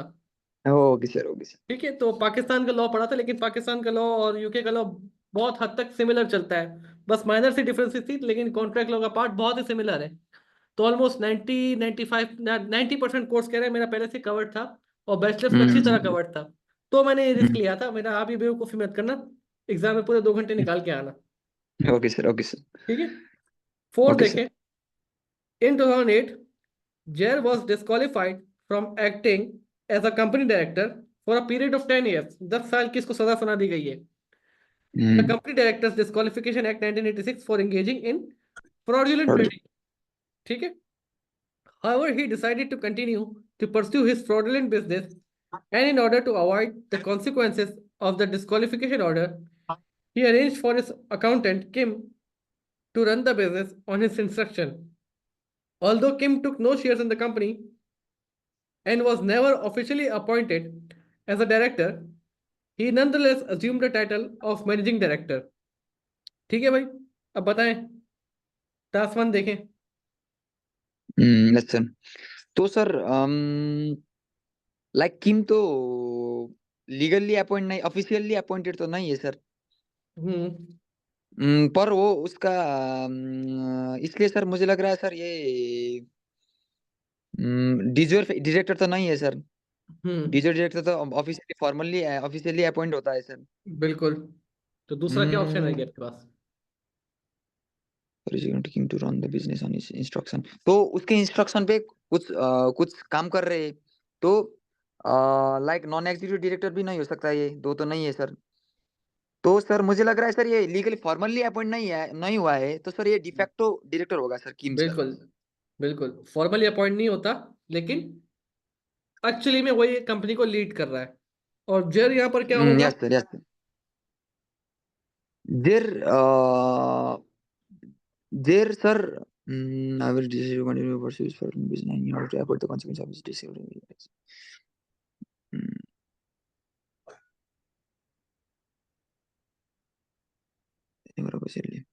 तो सर लाइक जेर तो एक डिस्क्वालीफाई हो चुका है 10 ईयर के लिए, तो होगा क्या फ्रॉडलेंट यहाँ ट्रेडिंग पर? के लिए। लेकिन तो कंट्रोल कर सर रहा है, अभी बैकग्राउंड से कंट्रोल कर रहा है। यस सर, बैकग्राउंड से वो लाइक किसी और से वो काम करवा रहा है। तो उसके हम्म। पास कुछ पावर तो है सर। तो सर वो उसका वो एक शैडो बन रहा है ना सर, लाइक वो तो डायरेक्टली उसको बिल्कुल, कोई भी पहचान नहीं सकता, वो तो एक तरीके से शैडो बन रहा है शेडो सर। डायरेक्टर है यहाँ पर। इसे मुझे लग रहा है शैडो डिटेक्टर होगा सर। बिल्कुल। ठीक है, ये भी सही किया आपने, बिल्कुल करेक्ट। रीजनिंग भी सही दी है। टास्क 2 देखें। Which which of of the the French following characteristics apply to non executive directors? एक कैरेक्टरिस्टिक है सिर्फ। Which of the French character apply to the non executive, ये डे टू डे पे तो नहीं होता है सर। डे टू डे हम्म। होता है। They have contract of employment with the employ, ये तो कॉन्ट्रैक्ट तो मुझे लग रहा है ये भी नहीं होता है। हम्म। They attend but do not vote it, ये वोटिंग तो उसके पास वोटिंग राइट्स तो होता है सर। लाइक वो इसलिए sir fiduciary duties to the company, they owe fiduciary duties to the company. Fiduciary duties क्या होती हैं? Fiduciary duties best interest of the company sir, ये होता है सर, बिल्कुल लाइक बिल्कुल, तो अपने बेस्ट इंटरेस्ट इंटरेस्ट पर में तो काम काम करना। करते हैं वो। तो ये तो बहुत फिजिबल पॉइंट है सर, इसलिए ऑप्शन ये होगा सर। ठीक है, ये भी सही। बिल्कुल, अब तक आपने जो है वो सेक्शन बी में एक भी गलती नहीं की है, माशाल्लाह, जबरदस्त। Yes sir. ठीक है, आखिरी क्वेश्चन पे आ जाए इसके। Fran and Graham registered a private limited company, Iron Limited, in January 2009, with each of them becoming a director of a company. इन्होंने 2009 में कंपनी फॉर्म की, सही है, और दोनों डायरेक्टर बन गए. Although the yes. company did manage to make a small profit in its first year of trading, it was never a great success, and its second year of trading, it made a loss of £10,000. At that time, Fran said he thought the company should cease trading and be wound up.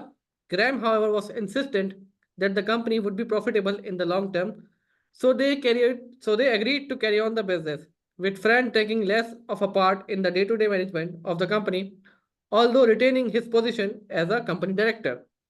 In the course of next 3 years, Graham falsified Iron Limited's accounts to disguise the fact that the company had continued to suffer losses. until it became obvious that he could no longer hide the company's debt, and that it would have to go into insolvent liquidation with debts of 100,000.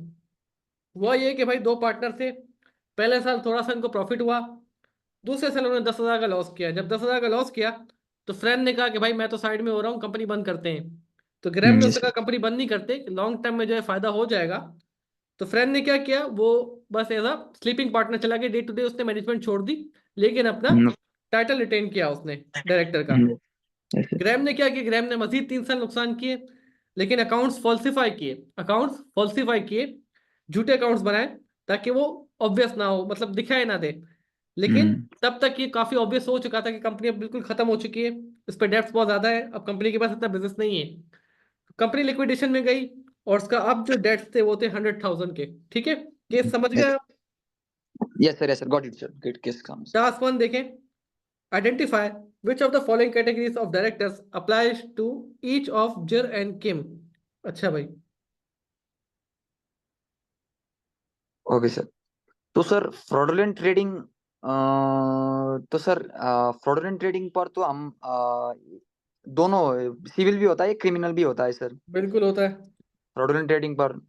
And wrongful trading पर like आपने एक difference समझाया था sir fraudulent and wrongful पर। हम्म and उधर पे आपने बोला था रॉन्गफुल ट्रेडिंग पर ये डायरेक्टर एंड शैडो डायरेक्टर के लिए को लायबल होना पड़ेगा इसके लिए।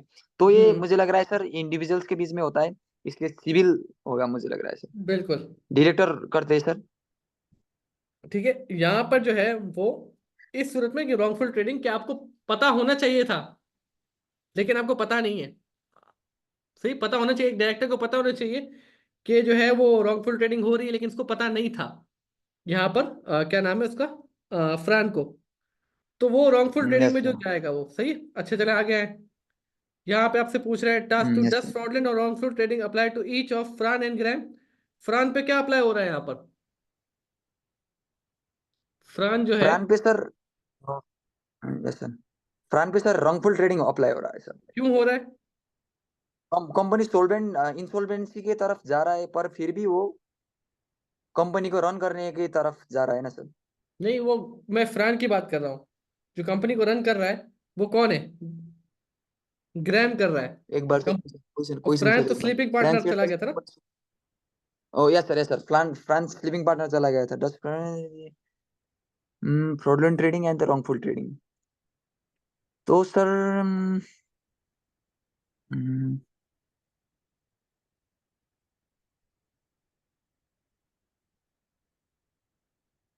सबसे पहले फ्रान का सोचे आप, ग्रैम को छोड़ दे, फ्रान का सोचे, फर्स्ट वाले का सोचे इसका। Okay sir okay sir. ठीक है, तो इसने फ्रांस क्या तो किया, इसने फ्रांस रॉन्गफुल ट्रेडिंग फ्रॉडलेंट, की है या इसने फ्रॉडलेंट ट्रेडिंग की है? ये फ्रॉडलेंट ट्रेडिंग तो नहीं की सर उसने, क्योंकि सर उसने कुछ फ्रॉड ही नहीं किया है सर। ठीक है, उसने लाइक स्टेटमेंट अकाउंट को उसने डिस्क्लोज नहीं किया, कनकिल नहीं किया सर। तो सर ये फ्रॉडलेंट तो नहीं कर सकता। अच्छा, रॉन्गफुल ट्रेडिंग का जो है वो मतलब क्या होता है? रॉन्गफुल ट्रेडिंग का मतलब ये होता है कि सर लाइक कंपनी लिक्विडेशन में जाने वाला है, पर फिर भी डायरेक्टर लोग क्या करते हैं, उसको कंपनी को रन करते हैं, क्योंकि वो जाने वाला है फिर भी फिर भी वो ट्रेड करते हैं, फिर भी वो ट्रेडिंग करते हैं। तो इसका मतलब ये होता है सर रॉन्गफुल ट्रेडिंग सर। ठीक है, और तो फ्रॉडलेंट क्या है भाई? मुझे फ्रॉडलेंट ट्रेडिंग तो नहीं है सर फ्रान का। फ्रॉडलेंट ट्रेडिंग होती क्या है? फ्रॉडलेंट ट्रेडिंग का मतलब ये है कि सर लाइक लाइक जानबूझकर कुछ फ्रॉड करना, लाइक तो अब तो आपके लिए आसान हो गया ना कि ग्रैम ने क्या किया है यहाँ पर। ग्रैम ने तो जानबूझकर फ्रॉड किया है, उसने तो बिल्कुल, अकाउंट डिसगाइज भी अकाउंट की को। कंपनी अकाउंट को, ये तो हो गया फ्रॉडलेंट ट्रेडिंग पे। यस सर यस ठीक है, सर। फ्रेंड ने क्या किया कि फ्रेंड ने, उसको पता होना चाहिए, he should have known, but क्योंकि वो इतना कट चुका था बिजनेस से कि उसको पता नहीं चला कि कंपनी इंसॉल्वेंसी की तरफ जा रही है, लेकिन फिर भी ट्रेडिंग कर रही है। यस तो sir as a yes director sir. उसको ये पता होनी चाहिए थी चीज, लेकिन उसने इस पे बॉदर नहीं किया, तो ये उसने रॉन्गफुल ट्रेडिंग की है। Okay sir yes sir. ठीक है, इसमें मैं आपको दूंगा 2 मार्क्स दूंगा इसमें आपको। Okay sir okay sir. सही है, इसमें आपने एक पॉइंट मिस किया है आपने। Yes sir yes sir. ठीक है, चले ओके। चले, अब आपका मैं टोटल कैलकुलेट करके आपको बता रहा हूँ, मेरे ख्याल से तो बहुत आपने अच्छा किया है यहाँ पर। क्वेश्चन फिनिश हो गया सर। हम्म क्वेश्चन फिनिश्ड हो गया। क्वेश्चन फिनिश हो गया, आपने 5 मिनट ऊपर लिए 1.5 आवर से। ओ ओके सर, ओके ठीक है, चले। सर। चले वो क्योंकि हमारा टाइम ज़्यादा था तो हमने कर लिया, आपको 5 मिनट की आपको दी एक्सेस टाइम। Okay sir. ठीक है, चले।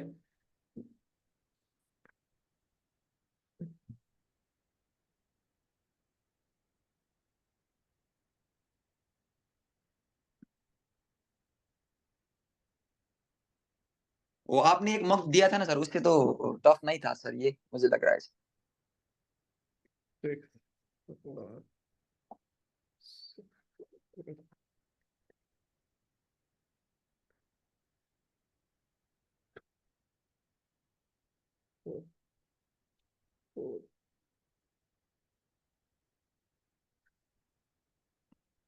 सही है, ठीक है। नहीं, बीपीपी के मॉक से ये मुश्किल नहीं था, लेकिन इसकी जो लैंग्वेज है ना, वो यस सर। एग्जाम से ज़्यादा थोड़ी सी रिलेटेड है। Okay sir. ठीक है, आपने इसमें स्कोर किया 88%। 88। हाँ। Okay sir. ठीक है, मेरे हिसाब से आप एग्जाम में आराम से 70 to 75% स्कोर कर रहे हैं। Yes sir. अब आपने करना क्या है, आपने अपने थोड़े से वीक स्पॉट्स देखे, कहाँ कहाँ आप जो है वीक स्पॉट है आपके। Yes sir, yes sir, I got it sir. अब ये लैक ऑफ प्रैक्टिस नहीं है, ये थोड़े से आपको जरा कॉन्सेप्चुअली थोड़े से कॉन्सेप्ट आपको रिवाइज करने हैं। सही है। Okay sir. ठीक है, अब आप कल का दिन जो है आप लें, आज का दिन, बाकी का दिन, अभी भी बहुत आपके पास टाइम है। अभी नेपाल में टाइम यस क्या सर। हो रहा है अभी? अभी सर 5:19 हो रहा है सर। बहुत टाइम है आपके पास, 5:19 छह PM। घंटे हैं आराम से। Yes sir. आप आज भी आप थ्योरी को रिवाइज करें, और कल भी ओके सर। थ्योरी को रिवाइज करें। एग्जाम आपका कितने बजे? एग्जाम सर सुबह sir 9:15 and sorry 9:35 Nepali time sir, AM। 9:35 है, तो आप आराम से, आप 8 घंटे की स्लीप आप कब लाजमी लेनी है। आपने रात को बैठ के जाके एग्जाम कुछ भी सॉल्व नहीं करना है। Okay sir. ठीक है, रात को मेरे पास आपके वॉइस और टेक्स्ट नोट वगैरह ना है कि मैं ये सवाल सॉल्व कर रहा हूँ, रात को तो कुछ भी नहीं करना है। आपने 2 दिन सिर्फ थ्योरी रिवाइज करनी है और कुछ भी नहीं करना है। Okay sir, study text sir, study text. Study text आप रिवाइज करें, सही है। जितना यस सर। पॉसिबल हो सके स्टडी सर टेक्स्ट आपका रिवाइज नोट करें, भी है आज का सर। दिन कल का दिन आराम से हो जाएगा। या मेरे ओके सर। नोट्स रिवाइज कर ले, जो नोट्स दिए थे उसको भी रिवाइज कर लेंगे, तो उसमें भी इन शॉर्ट वो कैप्लन वाली चीजें ही हैं। Okay sir. ठीक है, तो वही चीज आप रिवाइज करें, कल के दिन आज का दिन, दोनों 2 दिन अभी आपके पास हैं, आज का भी आधा दिन है, कल का भी पूरा दिन है। लेकिन एग्जाम से पहले बेटा ये बात याद रखना, आपके नींद जरूरी है, वेल रेस्टेड रहें आप। सही है। Okay sir. Okay sir. और मुझे बताइएगा जरूर, मैसेज किएगा जैसे ही आप एग्जामिनेशन सेंटर से बाहर आए, कैसा एग्जाम था, क्या मतलब डिफिकल्टी लेवल था और स्कोर क्या आया। ओके ठीक है, सर। Okay sir. चले, ख्याल ओके रखिएगा अपना बेटा। और आप सवाल करने मत बैठ जाइएगा, अब आपने रिवाइज करना है अब। ठीक है, sir. Okay sir. Okay sir. Okay sir. हो गया बेटा।